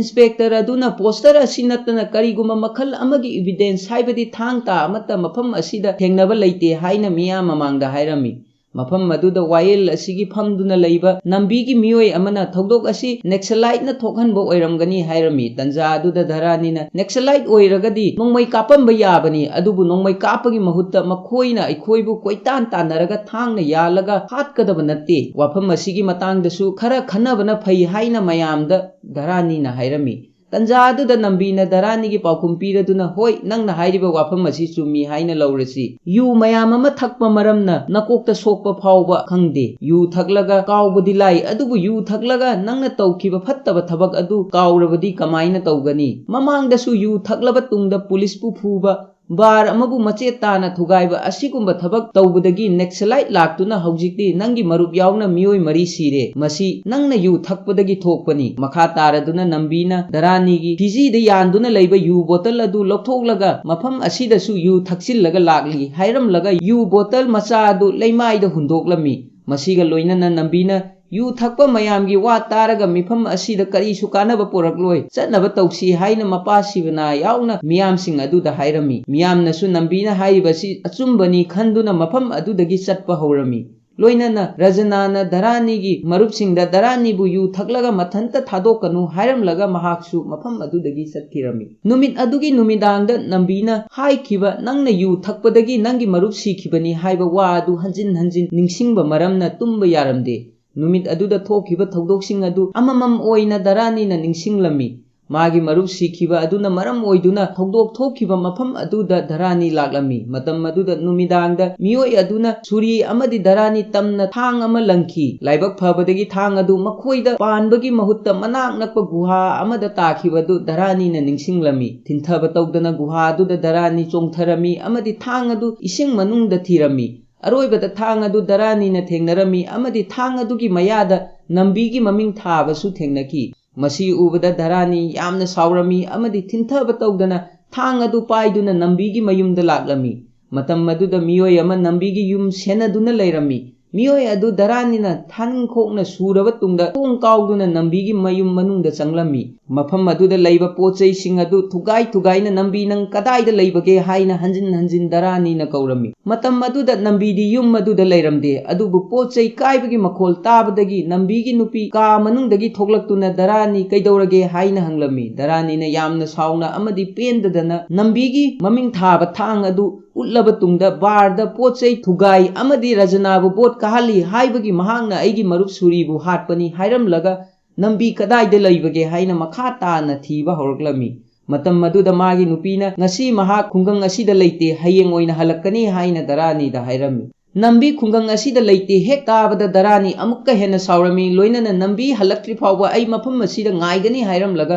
मफम अदुदा फमथखिरमी मसी उबदा नंबीगी नुपीना नोकफेट तौदुना बार थुगाइबा नंगननी बार मनुंगदा चंगदुना मी सिंग फुखिबसु नंगननी अमदि रजना बोट खानगिबसु नंगननी अदुगा करिगिदमक नंगी मरुप सुरी ओइना सिरिबनो नंबीगी नुपीना हाइबा वासी दरानीना Munna अमदि ngaktuna तारमी ngahak tuminna leiramlaga नंबीगी नुपीना नंगी मरुप सुरी सिखिबगी मरमदी वेनेलागी दमक्तनी हाइरमी वाही असि ताबदा दरानी यामना ngakलमी नंबीगी नुपीना वेनेलागी दमक आइगी नुपा यामना ngauखी नुंगतिगी वेनेलाबु पेनना येंगजबा मतमदा उ पांबी अमना फरक ताई हाइबगी उ पांबी अदु मैना थाखी वेनेलागी मनाकता सारी कया लेबगे हाइबा महाकना खंगलमी मखा ताना नुपी अदुना यामना पेंदना आइगी हक्सांग सोकपा मतमदा वेनेलाबु येंगदुना सोई करीगुंबा मपानदा वेनेला तुमलबदी वेनेला हेक तुंबगा मनाक चंगदुना वेनेलागी मनम नमी वाफम असी ताबदा दरानी यामना ngakpaga loinana karisu haidana tuminna leirami makha tana nambigi nupina nangi marup siba matamda nangna thauningliba adugumna aigi nupana mahakna pamjaba nupi edu phangdaba matamda lakpa asauba aduga chap manai numit aduda surigi mangkaktuna hatkiba miyoi adu aigi nupana ni amadi atai mi kharabuna harauba phongdokpagi aigi nupana hatkibani hairami makha tana nambigi nupina darani da venelabu losinduna thamgera natraga mafam asidagi lapna puduna खिगेरा थबक असि नंगी खुत्ता लई नंगना असिगुंबा मिनुंगसी यावदबा आइगी नुपा असिगा थेंगनबा ngamgadra नंगना आइगी नुपा हाटके हाइना होनबगी महुत्ता वेनेलागी पुंसी हाना कन्नब होनौ करीगुंबा नंगना वेनेलाबु लोसिनदुना अमदी मफम असिदगी पुदुना चटलबा तुंगदा नंगना आइगी नुपाबु हाटलबदी नंग असेंगबा नुपा थोकपा मी अमनी हाइना आइना खनगनी अदुबु थबक असि तौगे खल्लबदी हयेंग फावबगी मनुंगदा तौनबा होनौ नंबीगी नुपीना हाइरिबा असिगी पाउकुम अमत्ता पिरमदना दरानी मफम असिदगी तुमिन्ना चटखिरमी मथंगी नुमित्ता दरानी नुमित अदुगी नुमिदांगदा सीखिबा मागी मरुपसिंग अदुगी मोंगफमदा लाक्लमी मतम मदुदा Nambi दरानीगी मनाक्ता लाक्तुना ngarang numidang nang aigi yumda laklami haina aigi nupina hai nangna hojik benelabu losinduna thamge haina khallabadi madu apangbagi wani aina mahaku phaningba matamda phaduna puduna chatpa ngamgani venelagi hakchang asi aigi khaktani atopa mi amatagi oibe yaroi haina darani da hairami darani karisu paukhum piramde adugu magi maithongda asawbagi mami taba aikhoina uba phangli wahi asi hairam laga nambi mafam adudagi chatkhirami दरानी सु मागी मरुप अमदा गारी पुदुना वेनेलागी मयुमदा लाउ हाइरम लगा मफम अदुदगी चटके तौबा मतमदा मखोंगना करीगुंबा अमा नेलमी नेलिबा पोसक असि नुमित अदु मखोइबु हाटके हाइना तानबा मतमदा सिजिनकीबा थांग अदु ओइरि अमरोमदा सुरी सिखिबा मरम ओइदुना वेनेलागी लाइबक्तगी सुंदुर मुथलमी खोंगदा सिबा खुदोब लोकथोकलमी मपुरोइबा लैतबा मरमना ngasi lukhrabi amagi punsi hingba tari aroibo oina ngaksamda siba mangal sutra adu lokthokpa matam aduda darani mafam aduda mi kharaga laglami yamna thongna leina venelagi manak tamna changlaklammi matam aduda photo da lei huktuna leiba magi maru suri bu uba matamda nungaitaba khara darani gi maithongda uba phangli tanja aduda venelagi mama laktuna yamna pendana nang asuk kuiba si kadai da leibage hojik nangi marub leitaba maramna venela su lukhrabi ama oina hingba tari lukhrabi haiba wahai asi hek tabada darani yamna ngakna amadi pendana venela bu yenglami loina na tapna venela tamna chalami yamna thawai nungaitana venela na leibadu dharani na urami amadi manak aduda leiba ahal amana paiba mangal sutra adusu darani na yenglami aroibada darani na mangal sutra adu ahal adudagi lauraba tungda venelagi ngaksamda kisinbirami masi ubada mafam aduda leiba mi khudimak loina ngaklami loina na venela su yamna ngakpaga loina na thokliba thogdog asi karino haiba khanglamdi mafam aduda leiba mi khudingmak ari su haidana thokliba thogdog asi ubada yamna ngaklami matam aduda nambigi mi kharana अतोनबा जाति की मी नंगना अखोई की जाति की लुखराबी नुपी असीदा मंगल सूत्र कीबा याब्रा नंग मफम असीदा हातु उ हाइब्रा तंजा असीदा vanilla की ममाना धरानी की मिचंग चंगदुना नुमित खरनी की ममांगदा अखोई कमाइना लेदी हिंगलिब्रा नत्रगा सीख्रब्रा हाइना कनानासु हंगबा नते मतम अदुदा अहल अमना वाफम असी अखोई की जाति की वाफमनी हाइबा कावगनु हाइरमी वेनेला की ममाना जाति की मतांगदा आई करिसु खंगदे अदुगा अईगी इचा नुपीबु नुंगाइना थंबा ngamdaba जाति अदुसु अईना पामदे हाइना पाखुम पिरमी मतंग अदुदा राजनाना नुपी अमदी नुपीगी इमुंग मनुंगना पामदबसु उत्ते अदुगा नखोइना मरे यामना येलिबसिना करिगिनो हाइना हंगलमी राजनागी पाखुम कनानासु पीबा ngamlamde मखाताना राजनाना ꯗꯔꯥꯅꯤ ꯀꯧꯗꯨꯅ ꯅꯨꯄꯤ ꯑꯗꯨ ꯄꯨꯗꯨꯅ ꯃꯐꯝ ꯑꯁꯤꯗꯒꯤ ꯆꯠꯅꯕ ꯇꯧ ꯍꯥꯏꯈꯤ꯫ ꯚꯦꯅꯦꯂꯥꯒꯤ ꯈꯨꯗꯥꯡ ꯄꯥꯏꯗꯨꯅ ꯗꯔꯥꯅꯤ ꯃꯐꯝ ꯑꯗꯨꯗꯒꯤ ꯆꯠꯈꯤꯕ ꯃꯇꯝꯗ ꯀꯅꯥꯅꯁꯨ ꯊꯤꯡꯂꯝꯗꯦ꯫ ꯑꯃꯔꯣꯝꯗ ꯅꯝꯕꯤ ꯊꯃꯣꯏ ꯀꯥꯏꯅ ꯌꯥꯝꯅ ꯁꯥꯎꯅꯤꯡꯅ ꯂꯩꯕ ꯑꯩꯈꯣꯏꯅ ꯎꯕ ꯐꯪꯂꯤ꯫ ꯃꯇꯝ ꯑꯗꯨꯗ ꯅꯝꯕꯤꯒꯤ ꯅꯨꯄꯤ ꯆꯥꯛ ꯄꯨꯗꯨꯅ ꯅꯝꯕꯤꯒꯤ ꯃꯅꯥꯛꯇ ꯂꯥꯛꯂꯝꯃꯤ꯫ ꯃꯥꯒꯤ ꯅꯨꯄꯥꯅ ꯁꯥꯎꯗꯨꯅ ꯂꯩꯔꯦ ꯍꯥꯏꯕ ꯃꯍꯥꯛꯅ ꯈꯪꯂꯝꯃꯤ, ꯑꯗꯨꯕꯨ ꯀꯔꯤꯁꯨ ꯍꯥꯏꯔꯝꯗꯦ꯫ ꯅꯝꯕꯤꯒꯤ ꯑꯁꯥꯎꯕ ꯑꯁꯤ ꯇꯥꯏꯅꯐꯝ ꯂꯩꯔꯝꯗꯦ, ꯃꯔꯝ ꯑꯗꯨꯅ ꯃꯅꯥꯛ ꯑꯗꯨꯗ ꯂꯩꯕ ꯌꯦꯟ ꯑꯃꯕꯨ ꯐꯥꯔꯕ ꯇꯨꯡꯗ ꯃꯥꯒꯤ ꯅꯨꯄꯤꯒꯤ ꯃꯃꯥꯡꯗ ꯋꯥ ꯊꯤꯅ ꯍꯥꯠꯂꯝꯃꯤ꯫ ꯃꯁꯤ ꯎꯕꯗ ꯃꯥꯒꯤ ꯅꯨꯄꯤ ꯌꯥꯝꯅ ꯀꯤꯅ ꯃꯐꯝ ꯑꯗꯨꯗ लेप्तुना येंगदुना लेरमी। यामना साउना नंबीना मागी नुपीगी मनाक चंगलक्तुना नंगना करी तौखिबगे हाइबा नंग नसाना फाउबा खंगलमलोय। अदुबु नंगना पांगखिबा mateंग अदुना मरम ओइदुना महाक सोइदना सीगनी। लाकदौरिबा दशेरागी कुमई असिदा अइना महाकपु सोइदना हातकनी अमदी अइगी खुत्तगी महाकपु ईसोरना फाउबा कनबा ngamloy हाइना मागी नुपीदा हाइरमनी। अमरोमदा वेनेलाबु दरानीना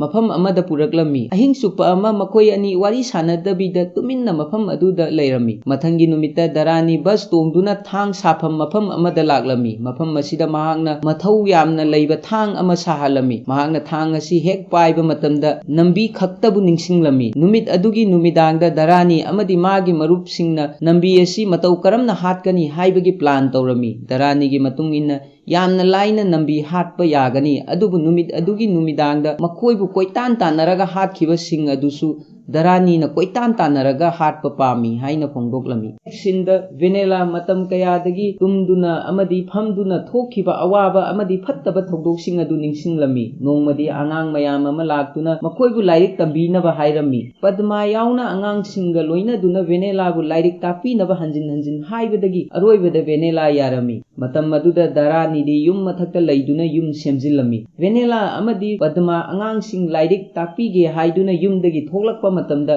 नंबीगी मी अमना वेनेलाबु थत्तुना लक्नरमी। ताबदा यामना हंगोइबा वा कया अमा वेनेलादा हाइरमी। मफम अदुदा वेनेला इकाइबता नत्तना यामना हंगोइरगा लैबा अदुदा पद्माना नमदना वेनेलाबु पुदुना मफम अदुदगी चटखिरमी। वेनेला अमदी पद्मा हेक चटखिबगा दरानी कदोमदगिनो खंगहौदना नुपा अदुगी ममाइदा किन्ना थिनबदगी नुपा अदु खरा लापना तारमी। तंजा अदुदा नंबीगी मी खरा दरानी तमना चंगलक्लमी। अदुबु दरानीगी मवोंग असी उबदा कीदुना दरानीगी मनाक यौना चंगलक्पा ngamlamdi। खाताना दरानीना नुपा अदु फुबा हौरक्लमी। महाकसु दरानीगी अमुक फावबा उद्रिबा सक्फम असी उबदा यामना कीबदगी मफम अदुदगी चेनगे होनरमी। महाककी वाखलदा नंबीगी मनाक यौना चेलबदी फगद्रा हाइना नुपा अदुना खलमी। अदुबु दरानीना तानबा लेपलमदे। बेराचान पाइदुना नुपा अदुगी नंगलदा पेन्ना पेन्ना कलमी। बेराचाना कनबता नत्तना मनाक नक्पा अदुवाइदा थांग सागे हाइदुना मैदा लौरगा लैबा योट अमना नुपा अदुगी मथुंदा नमलमी।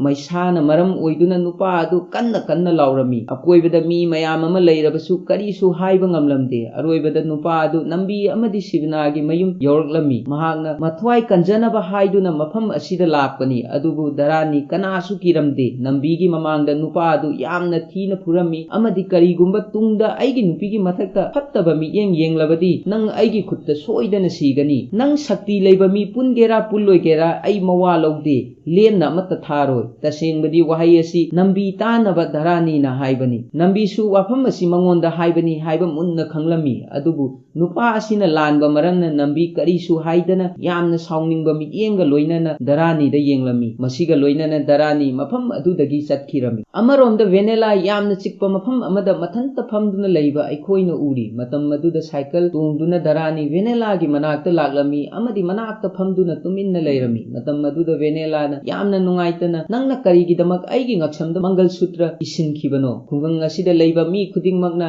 अइ असि नुपा अमगा हेक्ता चटपा याबा नुपी अमा ओइना उरमलगनी। दरानी करिसु हाइदना तुमिन्ना लैरमी। मखाताना वेनेलाना नोंग गांद्रि फावबा अइना लैरिबा युम असि नंगी युमनी हाइबा खंगलमदे। अइसे नंगना सानापोट अमगुंबनी हाइना खनब्रा। हमोइ काइना कपना कपना वेनेलाना अइ करि तौगनी कदाइदा चटकनी हाइबा इसाना फावबा खंगजबा ngamjade। थोक्लिबा थौदोक्सिंग असि नंगना थोकहनबा ngaktani। नंग हेक उबा मतमदा नंगबु इखुट असिना हाटके हाइना खल्ली। अदुबु थौना याउदबा मरमना अइना कमाइना नंगबु हाटकनी। करिगिदमक नंगना थबक अदु तौखिबनो हाइना दरानीदा वेनेलाना हंगलमी। दरानीना पाउखुम पीरदुना वेनेला नंग अइगी मरुपनी। मतम पुंबदा नंग हराउ तयामना लैबनी। अदुबु नुमित अदुदा नंगी सिंदूर मुथत्पा अमदी मंगलसूत्र लौथोकपा अदु येंबा ngamखिदे। ꯀꯔꯤꯒꯨꯝꯕ ꯅꯨꯃꯤꯠ ꯑꯗꯨꯗ ꯑꯩꯅ ꯊꯕꯛ ꯑꯗꯨ ꯇꯧꯗ꯭ꯔꯕꯗꯤ ꯂꯦꯝꯍꯧꯔꯤꯕ ꯅꯪꯒꯤ ꯄꯨꯟꯁꯤ ꯑꯗꯨ ꯃꯌꯥꯝ ꯆꯪꯗꯨꯅ ꯃꯆꯦꯠ ꯃꯆꯦꯠ ꯁꯦꯠꯇꯨꯅ ꯆꯥꯒꯦ ꯁꯣꯏꯗꯅ ꯍꯥꯏꯔꯛꯀꯅꯤ ꯃꯔꯝ ꯑꯗꯨꯅ ꯑꯩꯅ ꯊꯕꯛ ꯑꯗꯨ ꯇꯧꯈꯤꯕꯅꯤ ꯑꯩꯒꯤ ꯊꯃꯣꯏꯅ ꯊꯕꯛ ꯑꯗꯨ ꯇꯧꯕꯅ ꯐꯒꯅꯤ ꯍꯥꯏꯅ ꯈꯟꯈꯤ ꯃꯗꯨꯒꯤꯗꯃꯛ ꯑꯩꯕꯨ ꯉꯥꯛꯄꯤꯌꯨ ꯍꯥꯏꯔꯝꯂꯒ ꯙꯔꯥꯅꯤ ꯃꯐꯝ ꯑꯗꯨꯗꯒꯤ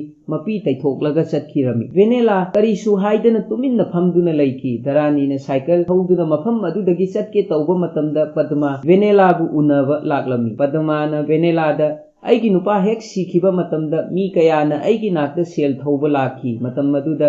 ꯑꯩ ꯀꯔꯤ ꯇꯧꯒꯗꯧꯕꯅꯣ ꯍꯥꯏꯕ ꯈꯪꯂꯝꯗꯦ ꯃꯇꯝ ꯑꯗꯨꯗ ꯅꯝꯕꯤ ꯂꯥꯛꯇꯨꯅ ꯁꯦꯜꯁꯤꯡ ꯑꯗꯨ ꯂꯣꯏꯅ ꯁꯤꯡꯗꯣꯛꯄꯤꯈꯤ ꯑꯗꯨꯕꯨ ꯁꯦꯜ ꯁꯤꯡꯕꯒꯤ ꯅꯃꯥꯗ ꯑꯩꯉꯣꯟꯗꯒꯤ ꯀꯥꯟꯅꯕ ꯂꯧꯈꯤ ꯋꯥꯐꯝ ꯑꯁꯤ ꯇꯥꯕꯗ ꯚꯦꯅꯦꯂꯥ ꯌꯥꯝꯅ ꯉꯛꯄꯒ ꯂꯣꯏꯅꯅ ꯄꯗꯃꯥꯗ ꯃꯨꯟꯅ ꯌꯦꯡꯗꯨꯅ ꯂꯩꯔꯝꯃꯤ ꯃꯈꯥ ꯇꯥꯅ ꯄꯗꯃꯥꯅ ꯑꯉꯥꯡꯒꯤ ꯈꯟꯗꯨꯅ ꯑꯩ ꯅꯝꯕꯤꯅ ꯍꯥꯏꯕ ꯄꯨꯝꯅꯃꯛ ꯌꯥꯈꯤ ꯅꯨꯄꯤ ꯑꯁꯤ ꯃꯄꯨꯔꯣꯏꯕ ꯂꯩꯔꯤꯕ ꯃꯈꯩ ꯗꯦꯕꯤ ꯑꯃꯒꯨꯝꯕꯅꯤ ꯍꯥꯏꯅꯩ ꯑꯗꯨꯕꯨ ꯀꯔꯤꯒꯨꯝꯕ ꯂꯨꯈ꯭ꯔꯥꯕꯤ ꯑꯣꯏꯔꯕꯗꯤ ꯈ꯭ꯋꯥꯏꯗꯒꯤ ꯂꯥꯏꯕꯛ ꯊꯤꯕꯅꯤ ꯍꯥꯏꯅ ꯈꯟꯅꯩ ꯑꯗꯨꯕꯨ ꯅꯪꯒꯤ ꯄꯨꯟꯁꯤꯗ ꯙꯔꯥꯅꯤ ꯂꯥꯛꯄ ꯃꯔꯝꯅ ꯍꯧꯖꯤꯛ ꯅꯪ ꯑꯩꯒꯨꯝꯅ ꯍꯤꯡꯂꯔꯣꯏ ꯅꯪ ꯂꯥꯏꯕꯛ ꯌꯥꯝꯅ ꯐꯕ ꯅꯨꯄꯤ ꯑꯃꯅꯤ ꯍꯥꯏꯅ ꯚꯦꯅꯦꯂꯥꯗ ꯍꯥꯏꯔꯝꯃꯤ ꯚꯦꯅꯦꯂꯥꯁꯨ ꯇꯨꯃꯤꯟꯅ ꯀꯔꯤꯁꯨ ꯍꯥꯏꯗꯅ ꯄꯗꯃꯥꯅ ꯍꯥꯏꯕ ꯋꯥꯁꯤꯡ ꯑꯗꯨ ꯇꯥꯗꯨꯅ ꯂꯩꯔꯝꯃꯤ ꯅꯨꯃꯤꯠ ꯑꯗꯨꯒꯤ ꯅꯨꯃꯤꯗꯥꯡꯗ ꯄꯗꯃꯥꯅ ꯍꯥꯏꯈꯤꯕ ꯂꯨꯍꯣꯡꯂ ꯐꯥꯎꯕ ꯃꯔꯨꯞ ꯑꯃꯒꯨꯝꯅ ꯅꯪꯉꯣꯟꯗ ꯂꯣꯏꯅꯕꯤꯕ ꯑꯁꯤꯒꯨꯝꯕ ꯅꯨꯄꯥ ꯑꯁꯤ ꯑꯇꯥꯡꯕꯅꯤ ꯅꯪꯅ ꯙꯔꯥꯅꯤꯕꯨ ꯅꯪꯒꯤ ꯅꯄꯨꯔꯣꯏꯕꯅꯤ ꯍꯥꯏꯅ ꯌꯦꯡꯕ ꯉꯝꯗ꯭ꯔꯕꯁꯨ ꯑꯉꯥꯡ ꯑꯣꯏꯔꯤꯉꯩꯒꯤ ꯃꯔꯨꯞ ꯑꯃꯅꯤ ꯍꯥꯏꯅ ꯂꯣꯏꯅꯕꯤꯌꯨ ꯍꯥꯏꯈꯤꯕ ꯋꯥ ꯑꯗꯨ ꯚꯦꯅꯦꯂꯥꯅ ꯅꯤꯡꯁꯤꯡꯗꯨꯅ ꯂꯩꯔꯝꯃꯤ ꯃꯇꯝ ꯑꯗꯨꯗ ꯇꯨꯝꯗꯨꯅ ꯂꯩꯕ ꯙꯔꯥꯅꯤꯕꯨ ꯚꯦꯅꯦꯂꯥꯅ ꯌꯦꯡꯂꯝꯃꯤ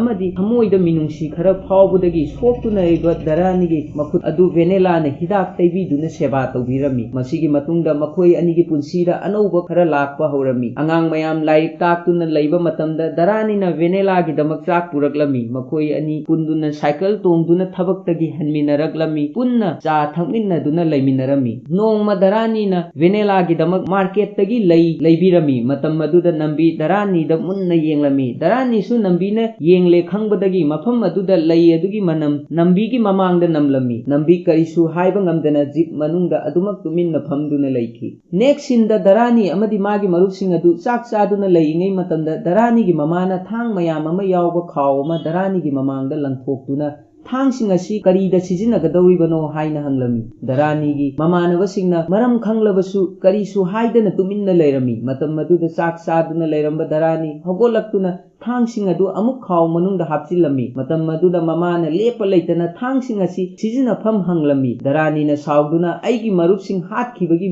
ꯃꯤꯁꯤꯡ ꯍꯥꯠꯅꯕꯒꯤꯗꯃꯛ ꯊꯝꯕꯅꯤ ꯍꯥꯏꯅ ꯌꯥꯝꯅ ꯁꯥꯎꯅ ꯃꯃꯥꯗ ꯍꯥꯏꯔꯝꯃꯤ ꯃꯃꯥꯅ ꯌꯥꯝꯅ ꯁꯥꯎꯅ ꯅꯪꯗꯤ ꯊꯥꯡ ꯇꯦꯟ ꯎꯕꯒ ꯌꯥꯝꯅ ꯀꯤꯕ ꯃꯤ ꯑꯃꯅꯤ ꯑꯗꯨꯕꯨ ꯅꯪꯅ ꯅꯝꯕꯤꯒ ꯍꯦꯛ ꯈꯠꯅꯔꯨꯕ ꯅꯨꯃꯤꯠ ꯑꯗꯨꯗꯒꯤ ꯉꯁꯤ ꯐꯥꯎꯕ ꯑꯩ ꯀꯤꯗꯨꯅ ꯂꯥꯛꯂꯤ ꯑꯗꯨꯒ ꯍꯧꯖꯤꯛꯅ ꯊꯥꯡ ꯃꯌꯥꯝ ꯑꯁꯤ ꯄꯨꯗꯨꯅ ꯂꯥꯛꯂꯤ ꯅꯪ ꯅꯁꯥꯅ ꯀꯔꯝꯕ ꯂꯝꯕꯤꯗ ꯆꯠꯂꯤꯕꯅꯣ ꯍꯥꯏꯕꯁꯤ ꯈꯪꯕ꯭ꯔꯥ ꯙꯔꯥꯅꯤꯅ ꯌꯥꯝꯅ ꯁꯥꯎꯅ ꯑꯩꯅ ꯂꯝꯕꯤ ꯑꯁꯤꯗ ꯆꯠꯄ ꯃꯇꯝꯗ ꯁꯤꯕ ꯌꯥꯏ ꯑꯗꯨꯕꯨ ꯑꯩꯒꯤ ꯃꯔꯨꯞ ꯌꯥꯎꯗꯕ ꯄꯨꯟꯁꯤ ꯑꯁꯤ ꯍꯤꯡꯗ꯭ꯔꯕꯁꯨ ꯌꯥꯏ ꯍꯥꯏꯅ ꯃꯃꯥꯗ ꯍꯥꯏꯔꯝꯃꯤ ꯋꯥꯍꯩ ꯑꯁꯤ ꯇꯥꯕꯗ ꯃꯃꯥꯅ ꯅꯪꯅ ꯍꯥꯏꯔꯤꯕꯗꯨ ꯀꯔꯤꯅꯣ ꯍꯥꯏꯔꯝꯂꯒ ꯙꯔꯥꯅꯤꯒꯤ ꯃꯃꯥꯏꯗ ꯈꯨꯕꯥꯛꯅ ꯊꯥꯔꯝꯃꯤ ꯊꯧꯗꯣꯛ ꯑꯁꯤ ꯚꯦꯅꯦꯂꯥꯅ ꯃꯐꯝ ꯑꯗꯨꯗ ꯇꯨꯃꯤꯟꯅ ꯇꯥꯗꯨꯅ ꯑꯃꯗꯤ ꯌꯦꯡꯗꯨꯅ ꯂꯩꯔꯝꯃꯤ ꯙꯔꯥꯅꯤ ꯌꯥꯝꯅ ꯄꯦꯟꯗꯅ ꯁꯨꯔꯤꯅ ꯊꯤꯔꯝꯗꯥꯏ ꯃꯤꯀꯨꯞ ꯑꯗꯨ ꯐꯥꯎꯕ ꯑꯩꯒꯤ ꯈꯨꯠ ꯊꯥꯗꯣꯛꯈꯤꯗꯦ ꯑꯩꯁꯦ ꯊꯧꯅꯥ ꯌꯥꯎꯗꯅ ꯃꯤꯀꯤꯊꯤ ꯑꯃꯒꯨꯝꯅ ꯂꯩꯕ ꯃꯇꯝꯗ ꯃꯍꯥꯛꯅ ꯑꯩꯒꯤ ꯊꯧꯅꯥ ꯍꯥꯞꯄꯤꯈꯤ ꯃꯃꯤꯠꯇꯒꯤ ꯃꯄꯤ ꯇꯥꯗꯨꯅ ꯉꯁꯤ ꯃꯍꯥꯛ ꯌꯥꯎꯗꯅ ꯂꯩꯕ ꯑꯁꯤ ꯌꯥꯝꯅ ꯋꯥꯏ ꯁꯣꯔ ꯐꯥꯎꯕ ꯍꯣꯟꯕ ꯉꯝꯗꯦ ꯉꯁꯤ ꯑꯩꯒꯤ ꯃꯐꯝ ꯑꯁꯤꯗ ꯃꯍꯥꯛꯅ ꯂꯩꯕ ꯑꯣꯏꯔꯝꯂꯕꯗꯤ ꯅꯨꯃꯤꯠ ꯑꯗꯨꯗ ꯃꯤꯁꯤꯡ ꯑꯗꯨ ꯀꯞꯇꯨꯅ ꯂꯣꯏꯅ ꯍꯥꯠꯂꯝꯒꯅꯤ ꯑꯩꯒꯨꯝꯅ ꯇꯨꯃꯤꯟꯅ ꯐꯝꯗꯨꯅ ꯂꯩꯊꯣꯛꯂꯣꯏ ꯑꯩꯒꯤ ꯃꯔꯨꯞꯄꯨ ꯑꯩꯒꯤ ꯃꯃꯥꯡꯗ ꯍꯥꯠꯈꯤꯕ ꯃꯇꯝꯗ ꯀꯔꯤꯁꯨ ꯇꯧꯕ ꯉꯝꯗꯕ ꯊꯋꯥꯏ ꯌꯥꯎꯗꯕ ꯍꯛꯆꯥꯡ ꯑꯃꯒꯨꯝ ꯂꯩꯈꯤ ꯍꯥꯏꯅ ꯙꯔꯥꯅꯤꯅ ꯃꯌꯥꯝ ꯃꯃꯥꯡꯗ ꯍꯥꯏꯔꯝꯃꯤ ꯙꯔꯥꯅꯤꯒꯤ ꯋꯥꯍꯩ ꯑꯁꯤ ꯇꯥꯕꯗ ꯚꯦꯅꯦꯂꯥ ꯌꯥꯎꯅ ꯑꯇꯩꯁꯤꯡꯁꯨ ꯊꯋꯥꯏ ꯅꯨꯡꯉꯥꯏꯇꯅ ꯇꯨꯃꯤꯟꯅ ꯂꯩꯔꯝꯃꯤ ꯃꯈꯥ ꯇꯥꯅ ꯙꯔꯥꯅꯤꯅ ꯃꯃꯥꯗ ꯅꯪꯅ ꯍꯥꯏꯅꯤꯡꯕ ꯍꯥꯏꯖꯧ ꯑꯗꯨꯕꯨ ꯅꯝꯕꯤꯗꯤ ꯑꯩꯒꯤ ꯈꯨꯠꯇ ꯁꯤꯒꯅꯤ ꯍꯥꯏꯔꯝꯃꯤ ꯃꯃꯥꯅ ꯃꯅꯥꯛ ꯑꯗꯨꯋꯥꯏꯗ ꯂꯦꯞꯇꯨꯅ ꯂꯩꯕ ꯚꯦꯅꯦꯂꯥꯕꯨ ꯃꯈꯨꯠ ꯄꯥꯏꯗꯨꯅ ꯃꯆꯥꯅꯨꯄꯥꯒꯤ ꯃꯅꯥꯛꯇ ꯄꯨꯔꯛꯇꯨꯅ ꯀꯔꯤꯒꯨꯝꯕ ꯅꯪꯅ ꯊꯕꯛ ꯑꯗꯨ ꯇꯧꯒꯦ ꯍꯥꯏꯅ ꯈꯜꯂꯕꯗꯤ ꯀꯔꯤꯒꯤꯗꯃꯛ ꯅꯨꯄꯤ ꯑꯁꯤꯕꯨ ꯄꯨꯔꯛꯂꯤꯕꯅꯣ ꯀꯔꯤꯒꯨꯝꯕ ꯅꯪ ꯑꯃꯨꯛ ꯁꯤꯈ꯭ꯔꯕꯗꯤ ꯑꯩꯒꯨꯝꯅ ꯂꯨꯈ꯭ꯔꯥꯕꯤ ꯑꯃꯒꯨꯝꯅ ꯄꯨꯟꯁꯤ ꯍꯤꯡꯍꯟꯒꯦ ꯍꯥꯏꯅ ꯈꯟꯕ꯭ꯔꯥ ꯙꯔꯥꯅꯤꯒꯤ ꯃꯅꯥꯛꯇ ꯋꯥꯍꯪ ꯑꯁꯤꯒꯤ ꯄꯥꯎꯈꯨꯝ ꯂꯩꯔꯝꯗꯦ ꯃꯃꯥꯅ ꯃꯈꯥ ꯇꯥꯅ ꯀꯔꯤꯒꯨꯝꯕ ꯁꯨꯔꯤ ꯂꯩꯔꯝꯂꯕꯗꯤ ꯅꯈꯣꯏꯕꯨ ꯁꯥꯟꯇꯤ ꯑꯣꯏꯅ ꯍꯤꯡꯗꯨꯅ ꯂꯩꯕ ꯑꯗꯨ ꯄꯥꯝꯒꯅꯤ ꯑꯗꯨꯒ ꯅꯈꯣꯏꯅ ꯃꯍꯥꯛꯀꯤꯗꯃꯛ ꯂꯃꯟ ꯈꯨꯝꯒꯦ ꯍꯥꯏꯅ ꯈꯜꯂꯤ ꯃꯃꯥꯅ ꯀꯞꯇꯨꯅ ꯍꯌꯦꯡ ꯑꯩ ꯁꯤꯕ ꯃꯇꯝꯗ ꯅꯪꯅ ꯑꯩꯕꯨ ꯃꯩ ꯆꯨꯕꯗꯨꯅꯤ ꯑꯩꯅ ꯄꯥꯝꯂꯤꯕꯁꯦ ꯃꯁꯤꯒꯤ ꯃꯍꯨꯠꯇ ꯑꯩꯅ ꯅꯪꯒꯤ ꯑꯁꯤꯕ ꯍꯛꯆꯥꯡ ꯑꯗꯨꯗ ꯃꯩ ꯆꯨꯕ ꯄꯥꯝꯗꯦ ꯀꯞꯇꯨꯅ ꯃꯃꯥꯅ ꯃꯤ ꯍꯥꯠꯅ ꯁꯨꯅꯕꯒꯤ ꯊꯕꯛ ꯑꯁꯤ ꯇꯧꯒꯅꯨ ꯍꯥꯏꯅ ꯙꯔꯥꯅꯤꯗ ꯍꯥꯏꯔꯝꯃꯤ ꯑꯔꯣꯏꯕꯗ ꯃꯃꯥꯅ ꯐꯤꯒꯥꯎ ꯌꯥꯗꯨꯅ ꯊꯥꯡꯁꯤꯡ ꯑꯁꯤ ꯑꯩꯉꯣꯟꯗ ꯄꯤꯌꯨ ꯍꯥꯏꯔꯝꯃꯤ ꯃꯈꯥ ꯇꯥꯔꯛꯄꯗ ꯚꯦꯅꯦꯂꯥꯅ ꯑꯄꯥꯛꯄ ꯐꯤ ꯑꯃ ꯂꯩꯃꯥꯏꯗ ꯁꯟꯗꯣꯛꯂꯒ ꯊꯝꯂꯝꯃꯤ ꯐꯤ ꯑꯗꯨꯒꯤ ꯃꯊꯛꯇ ꯊꯥꯡꯁꯤꯡ ꯑꯗꯨ ꯂꯣꯏꯅ ꯍꯥꯞꯂꯝꯃꯤ ꯂꯣꯏꯅꯅ ꯃꯃꯥꯅ ꯊꯥꯡ ꯑꯗꯨ ꯐꯤ ꯑꯗꯨꯅ ꯌꯣꯝꯁꯤꯜꯂꯒ ꯈꯔ ꯂꯥꯞꯄ ꯃꯐꯝ ꯑꯃꯗ ꯄꯨꯗꯨꯅ ꯆꯠꯂꯝꯃꯤ ꯙꯔꯥꯅꯤ ꯑꯃꯗꯤ ꯃꯥꯒꯤ ꯃꯔꯨꯞꯁꯤꯡ ꯑꯗꯨ ꯃꯃꯥꯒꯤ ꯃꯇꯨꯡ ꯏꯟꯅꯗꯨꯅ ꯇꯞꯅ ꯇꯞꯅ ꯆꯠꯂꯝꯃꯤ ꯗꯁꯦꯔꯥ ꯇꯧꯒꯗꯕ ꯂꯝꯄꯥꯛ ꯑꯗꯨꯗ ꯊꯥꯡꯁꯤꯡ ꯑꯗꯨ ꯐꯨꯝꯁꯤꯜꯂꯝꯃꯤ ꯃꯇꯝ ꯑꯗꯨꯗ ꯃꯃꯥꯅ ꯙꯔꯥꯅꯤꯒꯤ ꯊꯃꯣꯏꯗ ꯅꯨꯡꯉꯥꯏꯇꯕ ꯈꯟꯗꯅꯕ ꯅꯪꯒꯤ ꯃꯔꯨꯞꯁꯤꯡ ꯑꯗꯨ ꯅꯉꯣꯟꯗꯒꯤ ꯂꯥꯞꯅ ꯆꯠꯈꯤꯕ ꯅꯠꯇꯦ ꯅꯨꯃꯤꯗꯥꯡ ꯋꯥꯏꯔꯝꯒꯤ ꯃꯇꯝꯗ ꯅꯨꯃꯤꯠꯅ ꯇꯥꯈ꯭ꯔꯕꯁꯨ ꯑꯌꯨꯛ ꯑꯉꯟꯕꯗ ꯅꯨꯃꯤꯠ ꯊꯣꯛꯇꯨꯅ ꯑꯃꯨꯛ ꯍꯜꯂꯛꯏ ꯃꯇꯧ ꯑꯁꯨꯝ ꯇꯧꯗꯅ ꯅꯪꯒꯤ ꯃꯔꯨꯞ ꯑꯗꯨ ꯅꯪꯒꯤ ꯅꯆꯥ ꯑꯣꯏꯅ ꯍꯜꯂꯛꯀꯅꯤ ꯍꯥꯏꯅ ꯙꯔꯥꯅꯤꯗ ꯃꯃꯥꯅ ꯍꯥꯏꯔꯝꯃꯤ ꯅꯦꯛꯁꯤꯟꯗ ꯙꯔꯥꯅꯤꯒꯤ ꯃꯌꯨꯝꯗ ꯂꯨꯍꯣꯡꯕꯒꯤ ꯕꯥꯔꯇꯣꯟ ꯄꯤꯅꯕꯒꯤꯗꯃꯛ ꯑꯍꯜ ꯑꯃ ꯃꯥꯒꯤ ꯃꯆꯥꯅꯨꯄꯤꯒ ꯂꯣꯏꯅꯗꯨꯅ ꯂꯥꯛꯂꯝꯃꯤ ꯑꯃꯗꯤ ꯙꯔꯥꯅꯤꯗ ꯂꯨꯍꯣꯡꯕ ꯑꯗꯨ ꯈꯔ ꯉꯟꯅ ꯂꯥꯛꯇꯕ ꯌꯥꯗꯦ ꯍꯥꯏꯔꯝꯂꯒ ꯃꯆꯥꯅꯨꯄꯤꯒ ꯀꯣꯟꯅꯅ ꯆꯠꯈꯤꯔꯝꯃꯤ ꯙꯔꯥꯅꯤ ꯑꯃꯗꯤ ꯚꯦꯅꯦꯂꯥ ꯗ꯭ꯔꯦꯁ ꯅꯥꯟꯅ ꯁꯦꯠꯇꯨꯅ ꯂꯨꯍꯣꯡꯕ ꯑꯗꯨ ꯌꯥꯎꯕ ꯂꯥꯛꯂꯝꯃꯤ ꯃꯇꯝ ꯀꯨꯏꯔꯕꯒꯤ ꯇꯨꯡꯗ ꯚꯦꯅꯦꯂꯥ ꯑꯃꯗꯤ ꯙꯔꯥꯅꯤ ꯖꯒꯣꯏ ꯁꯥꯗꯨꯅ ꯌꯥꯝꯅ ꯍꯔꯥꯎꯅ ꯂꯩꯕ ꯑꯩꯈꯣꯏꯅ ꯎꯕ ꯐꯪꯂꯤ ꯃꯁꯤꯅ ꯇꯥꯛꯄꯗꯤ ꯙꯔꯥꯅꯤ ꯑꯃꯗꯤ ꯚꯦꯅꯦꯂꯥꯒꯤ ꯄꯨꯟꯁꯤꯗ ꯊꯣꯏꯗꯣꯛꯄ ꯅꯨꯡꯉꯥꯏꯇꯕ ꯑꯃꯠꯇ ꯂꯩꯇ꯭ꯔꯦ ꯇꯥꯛꯄꯅꯤ ꯑꯃꯔꯣꯝꯗ ꯁꯤꯕꯅꯥꯅ ꯃꯥꯒꯤ ꯃꯆꯥꯅꯨꯄꯥ ꯅꯝꯕꯤꯒꯤ ꯃꯃꯥꯏꯗ ꯈꯨꯕꯥꯛꯅ ꯊꯥꯗꯨꯅ ꯑꯩꯅ ꯄꯣꯂꯤꯇꯤꯛꯁ ꯇꯧꯕ ꯃꯇꯝꯗ ꯐꯠꯇꯕ ꯂꯝꯕꯤ ꯁꯤꯖꯤꯟꯅꯗꯨꯅ ꯄꯣꯂꯤꯇꯤꯛꯁ ꯃꯌꯥꯝ ꯑꯃ ꯇꯧꯈꯤ ꯑꯗꯨꯕꯨ ꯅꯪꯅ ꯇꯧꯔꯤꯕ ꯊꯕꯛ ꯑꯗꯨꯗꯤ ꯄꯥꯞ ꯑꯃꯅꯤ ꯌꯨꯝꯗ ꯅꯪꯒꯤ ꯅꯨꯄꯤ ꯂꯩꯅ ꯂꯩꯅ ꯑꯇꯣꯞꯄ ꯅꯨꯄꯤ ꯑꯃ ꯌꯦꯡꯕ ꯑꯃꯗꯤ ꯅꯨꯄꯤ ꯑꯗꯨꯒꯤꯗꯃꯛ ꯃꯤ ꯍꯥꯠꯄ ꯑꯁꯤ ꯄꯥꯞꯀꯤ ꯊꯕꯛꯅꯤ ꯃꯀꯣꯛ 10 ꯄꯥꯟꯕ ꯔꯥꯕꯣꯟ ꯐꯥꯎꯕ ꯅꯨꯄꯤ ꯑꯃꯒꯤ ꯍꯥꯡꯇꯛꯇ ꯃꯀꯣꯛ 10 ꯐꯥꯎꯕ ꯀꯟꯕ ꯉꯝꯈꯤꯗꯦ ꯃꯄꯥꯒꯤ ꯋꯥꯍꯩ ꯑꯁꯤ ꯇꯥꯕꯗ ꯅꯝꯕꯤ ꯌꯥꯝꯅ ꯁꯥꯎꯔꯝꯃꯤ ꯃꯄꯥ ꯃꯆꯥ ꯌꯥꯝꯅ ꯁꯥꯎꯅꯅ ꯋꯥꯔꯤ ꯁꯥꯟꯅꯕ ꯑꯁꯤ ꯃꯃꯧ ꯅꯨꯄꯤ ꯑꯗꯨꯅ ꯌꯥꯝꯅ ꯀꯤꯅ ꯂꯦꯞꯇꯨꯅ ꯇꯨꯃꯤꯟꯅ ꯌꯦꯡꯗꯨꯅ ꯂꯩꯔꯝꯃꯤ ꯃꯈꯥ ताना ꯅꯪ ꯄꯣꯛꯂꯨꯕ ꯑꯁꯤ ꯑꯩꯅ ꯄꯥꯞ ꯆꯦꯟꯕ ꯊꯕꯛ ꯑꯃ ꯁꯣꯏꯗꯅ ꯇꯧꯔꯝꯒꯅꯤ ꯍꯥꯏꯅ ꯃꯇꯤꯟ ꯁꯤꯜꯂꯝꯂꯒ ꯃꯐꯝ ꯑꯗꯨꯗꯒꯤ ꯁꯤꯕꯅ ꯃꯥꯒꯤ ꯀꯥꯗ ꯆꯪꯈꯤꯔꯝꯃꯤ ꯅꯝꯕꯤ ꯃꯐꯝ ꯑꯗꯨꯗ ꯌꯥꯝꯅ ꯁꯥꯎꯅ ꯇꯧꯐꯝ ꯈꯪꯗꯅ ꯃꯁꯥꯒꯤ ꯐꯣꯇꯣ ꯌꯦꯡꯗꯨꯅ ꯂꯩꯔꯝꯃꯤ ꯃꯈꯥ ꯇꯥꯔꯛꯄꯗ ꯙꯔꯥꯅꯤ ꯑꯃꯗꯤ ꯚꯦꯅꯦꯂꯥ ꯃꯐꯝ ꯑꯃꯗ ꯐꯝꯗꯨꯅ ꯂꯩꯕ ꯑꯩꯈꯣꯏꯅ ꯎꯕ ꯐꯪꯂꯤ ꯚꯦꯅꯦꯂꯥꯅ ꯙꯔꯥꯅꯤꯗ ꯅꯪꯅ ꯅꯨꯡꯁꯤꯖꯕ ꯅꯨꯄꯤ ꯂꯩꯕ꯭ꯔꯥ ꯍꯥꯏꯅ ꯍꯪꯂꯝꯃꯤ ꯙꯔꯥꯅꯤꯅ ꯄꯥꯎꯈꯨꯝ ꯄꯤꯗꯅ ꯇꯨꯃꯤꯟꯅ ꯊꯩꯗꯣꯛꯇꯨꯅ ꯂꯩꯕ ꯑꯁꯤꯗ ꯅꯨꯡꯁꯤꯅꯕ ꯅꯨꯄꯤ ꯂꯩ ꯍꯥꯏꯅ ꯚꯦꯅꯦꯂꯥꯅ ꯈꯪꯂꯝꯃꯤ ꯂꯣꯏꯅꯅ ꯅꯨꯄꯤ ꯑꯗꯨ ꯀꯅꯥꯅꯣ ꯍꯥꯏꯅ ꯙꯔꯥꯅꯤꯗ ꯍꯪꯂꯝꯃꯤ ꯙꯔꯥꯅꯤꯅ ꯑꯩꯅ ꯑꯉꯥꯡ ꯑꯣꯏꯔꯤꯉꯩ ꯃꯇꯝꯗ इहान हाना दशेरागी कुमैदा थेंगनखी हेक उबा मतमदा नुंसीबा फावखी हायरमी वेनेलाना अदु ओइरबदी नंगना मंगोंदा नुंसी हायना फोंदोकखिब्रा धरानीना अई कीबदगी फोंदोकपा ngamखिदे महांगना अतोपा नुपा अमबु नुंसीखी अमदी नुपा अदुदा लुहोंखी अइना करीबुदी हायबा ngamगनी वेनेलाना यामना थवाई नुंगाइतबा उट्टुना नंगी नुपी अदुबु हौजिक फावबा नंग निंसिंगदुना लैब्रा हायना हंखी मतम अदुदा धरानीना नुपी अदु येंगना दशरा 15 रक हौख्रे हायना वेनेलादा हायरमी मतंग असिदा धरानीना नुंसीरिबा नुपी असि वेनेला मसामकनी हायबा वेनेलाना खंगलमदे मथंगी नुमित्ता दशेरा कुमै लाकपगी मयाम चंगदना राबोनबु युंखटलमी अमरोमदा धरानीना थांग मथक्ता मागी मरुप सुरीगी ममिंग थादुना लैरी अमरोमदना वेनेलाना चाक येंसांग थोंगदुना लैरी धरानीना इरुजा माइथजरगा वेनेलाना थोंगबा चाक येंसांग अदु पुदुना मागी मरुपसिंगी मोंफमदा धरानी अमदी मागी मरुपसिंग अदु लाकलमी चाना थंगनबा कटलबा तुंगदा धरानी अमदी मागी मरुपसिंग अदु गारी तोंगदुना मफम अमदा चटखिरमी नुमित अदुगी नुमिदांगदा वेनेला युम सो लोनसिलगा दशरा येंगबा चटके हाइना तौरिङै मतमदा नंबी अमदी मागी नुपी वेनेलागी मनाक्ता गारी अमा तोंगदुना लाकलमी वेनेलाना नंबी अमदी मागी नुपी असि मागी मनाक्ता करीगी लाकलिबा जानो हाइना खंदुना यामना ngakna लैरमी नंबीना सुरी सीबा नुमित्ता नंगना अंगौबा सारी अमदी रेड कलरगी फुरिट लिट्टुना लैबा अदु येंगबदा यामना फजै हाइना करेमनादुना वेनेलादा हायरमी वाहै असि ताबदा वेनेला यामना सावरमी लोइनना नंबीगी ममाइदा खुबाकना थागे तौरमी नंबीना वेनेलागी मखुत पाइदुना यामना तपना नंगी सुरी अइना हाटपनी हायरमी मसी ताबदा वेनेला यामना ngakखी ngasi फावबा धरानीना सुरी हाटपसी नंबीनानी हाइदुना लाकपा असि अचुंबनी हाइबा वेनेलाना ngasi खंगबा ngamli नंबीना मखा तादुना वाहै असि ताबदा कीबा फावबरा अइना नंगीदमक सुरीबु हाटपनी सुरीनदी नंगा लुहोंगबगीदमक महाक सीबनी हाइबसी खंगलमलोय वेनेलाना नंबीगी वासी ताबदा तुमिन्ना लेप्तुना लैखी मखा ताना नंबीना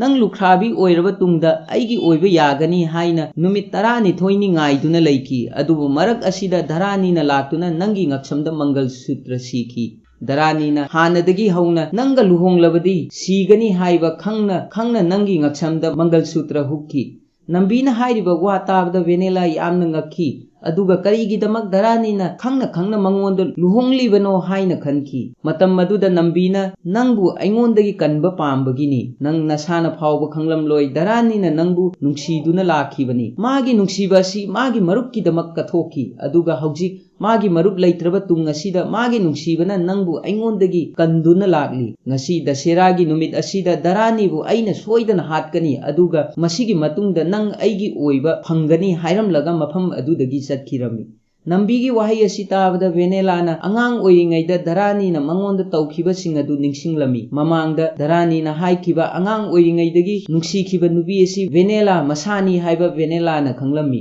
थिंथब तौदना दरानीगी मनाक्ता वेनेला कन्ना चेंदुना लाकनबा होनरमी ngaihak leraga rabongi मूर्ति मनुंगदा माइखुम उप नंबीगी मीसिंग तोंगदुना लैबा अइखोइना उरी मयामसु दोन पूजा थिंदुना दशरा पांथोकनबा तौरमी पूजा असि यावबा नंबी अमदी मागी नुपीसु लागलमी पूजा मरक असिदा नंबीदगी सिग्नल फंगलबा तुंगदा मागी मीसिंग अदुना दरानीगी मनाक्ता लाक्तुना मयाम चंगदना दरानीबु लैबाक मथक्ता नमसिल्लमी पूजा मफम अदुदा बेनेलासु कपना लाक्लमी महांगना दरानीबु थिरमी अदुबु दरानीदी मयाम चंगदना नमसिंदुना लैबा मरमना कदाइदा लैबगे हाइबा वेनेलाना खंगलमदे ngaihak leiraga daranibu yemsinduna leiringai matamda khanghaudana mi amabu thangna thilami thang asi darani na thinbani yamkhraba mi sing adu inthoktuna darani hogotlami hairiba mi sing asi darani na loina halami masi ubada rajana amadi nambi yamna ngaglami pangal thauna leitaba mi amana matau karamna asukki matik thauna leiba mi ama oiraklibano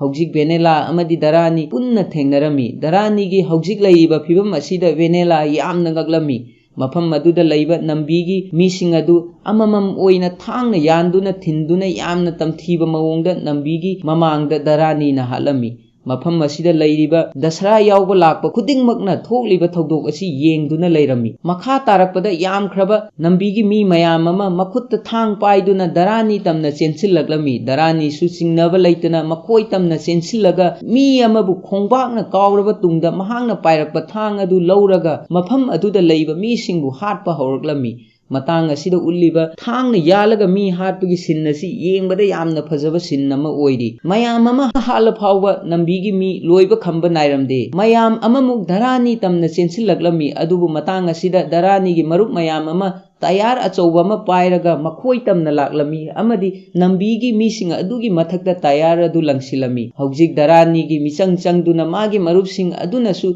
नंबीगी मीसिंग अदु तमथीना हाटपा हौरगलमी मतम अमदा दरानीना मखोइबु कोइतान तानरगा हाटकनी हाइखिबदु ngasidi मपुंग फाना पांगथोकले दरानीसु यामना तमथीना नंबीगी मीसिंग अदु अममम ओइना हालमी दरानीना मागी मीसिंग असि तमथीना हाटना लैबा असि मियाम मरक्तगी नंबीना येंगदुना लैरि दरानीगी मरुप अमना यामना पेंदना मी अमबु कन्ना फुरिङै मतमदा तुंगलोमदगी नंबीना दरानीगी मरुप अदुगी मकोकता नुंथंगना कन्ना थोमलमी तंजा अदुदा दरानीसु तुंगलोमदगी अकनबा pot अमना मागी मकोकता कन्ना थोमलमी अममम ओइना दरानीगी मीसिंग अदु नंबीगी मीसिंगना यामना थीना फुरबा तुंगदा जगा अमदा पुलप थमलमी मतम अदुदा दरानीना सोक्तुना लैबा मागी मरुपसिंग अदु यामना नुंगाइतबा मिटयेंगा लोइनना येंगलमी मतम अदुदा नंबीदी चौकरी अमा पुरक्तुना लंपाक मयाई अदुदा ज्ञान ताना करीसु चिंगनदबा मी अमगुमना तुमिन्ना फमदुना लैरि दरानीना हौखिबा सुरी अमदी महाका लोइनखिबा मिकुपसिंग अदु निंगसिंगलमी अमदी असावबगा लोइनना लैबाक मनुंगदा लैबा फी मचेत अमा पाइदुना कन्ना चिंगथोकलमी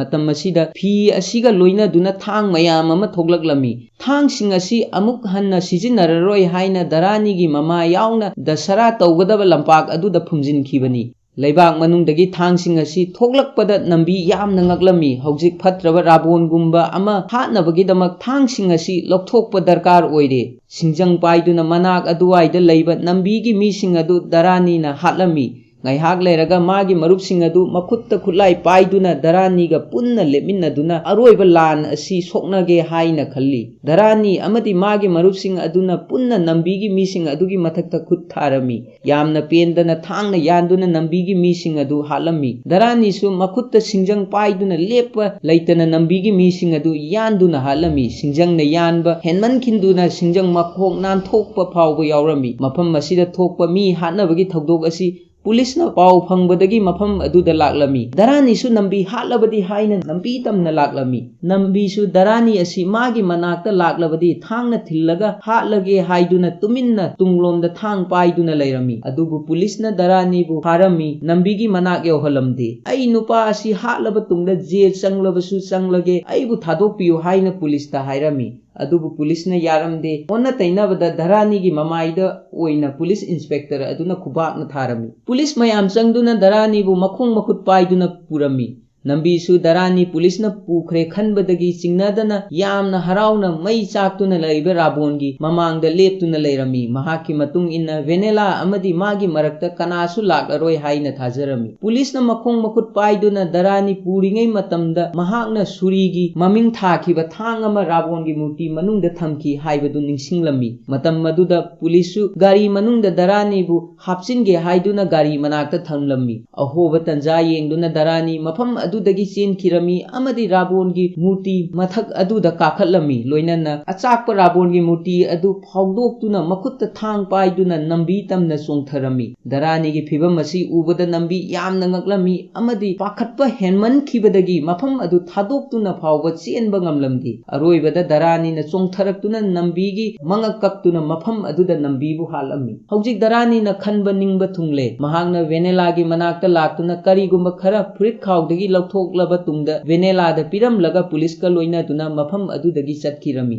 सही तरे लैरबा तुंगदा धरानी अमदी मागी मरुपसिंग अदु जेलदगी थादोक्लमी ममानसु धरानीबु यामना हराउना ओक्लमी लोइनना वेनेलादी थंगनबा युम अमदा अंगांग उन्नबगी मतेंग पांगबा चटखी हाइना ममाना धरानीदा हाइरमी अमरोमदा थंगनबा युम अदुदा अंगांग नुपी मचा अमा वेनेलाना मतेंग पांगबदगी पोक्लमी मसिगी मतुंगदा यामना थुना वेनेला धरानी उन्नबा लाक्लमी मरमदी ngasi darani tholakpa numitni haiba venelana khanglammi amaromda darani na lakpa matamda nupi ahal lama pot yonduna leiba darani na thengnarami matam maduda nangna pot yolibadi nangi nupati kadai da satkrabage haina hanglami matam maduda ahal nupi aduna yu thakpadagi aigi nupa leithidre haujik phawba bar asina nupi oibi aikhoigi punsi manghanduna lakli खुंगंग असिदा लैबा नुपी अमता ngasi फावबा नुंगाइना लैबा फंगद्री हाइना यामना पेंदना धरानीदा हाइरमी असाउबा अमगा लोइनना मखुत्ता मई पाइदुना धरानी बार तमना लाक्लमी अमदी बार अदुदा मई लंगसिंदुना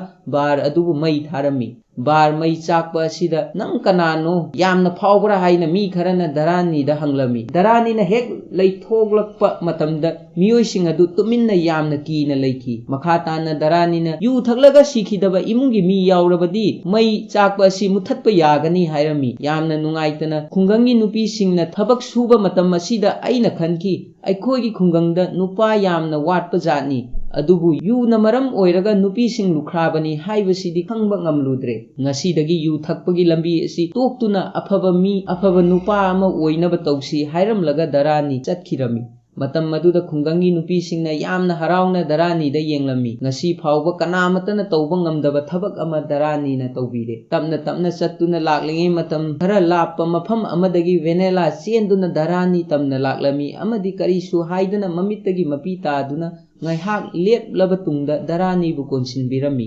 karisu haidana darani chumdring leptuna leirami adubu venela na mamittagi mapita aduna yamna nungsina mahakpu konbibadagi darani su venela bu konsinduna mamittagi mapita aduna kaplami makoi anina amana amada nungsi haina phongdoktrabasu haujik leiriba phibam asina makoi ani amana amabu kayam nungsi haibasi viewer aikhoida utpani matang asida film asi loikhirami athuba matamda anoba film amamuk mayamgi damak explain tawnaba honajage mayamna yariba makai like share amadi subscribe tawduna channel asibu support tawbiram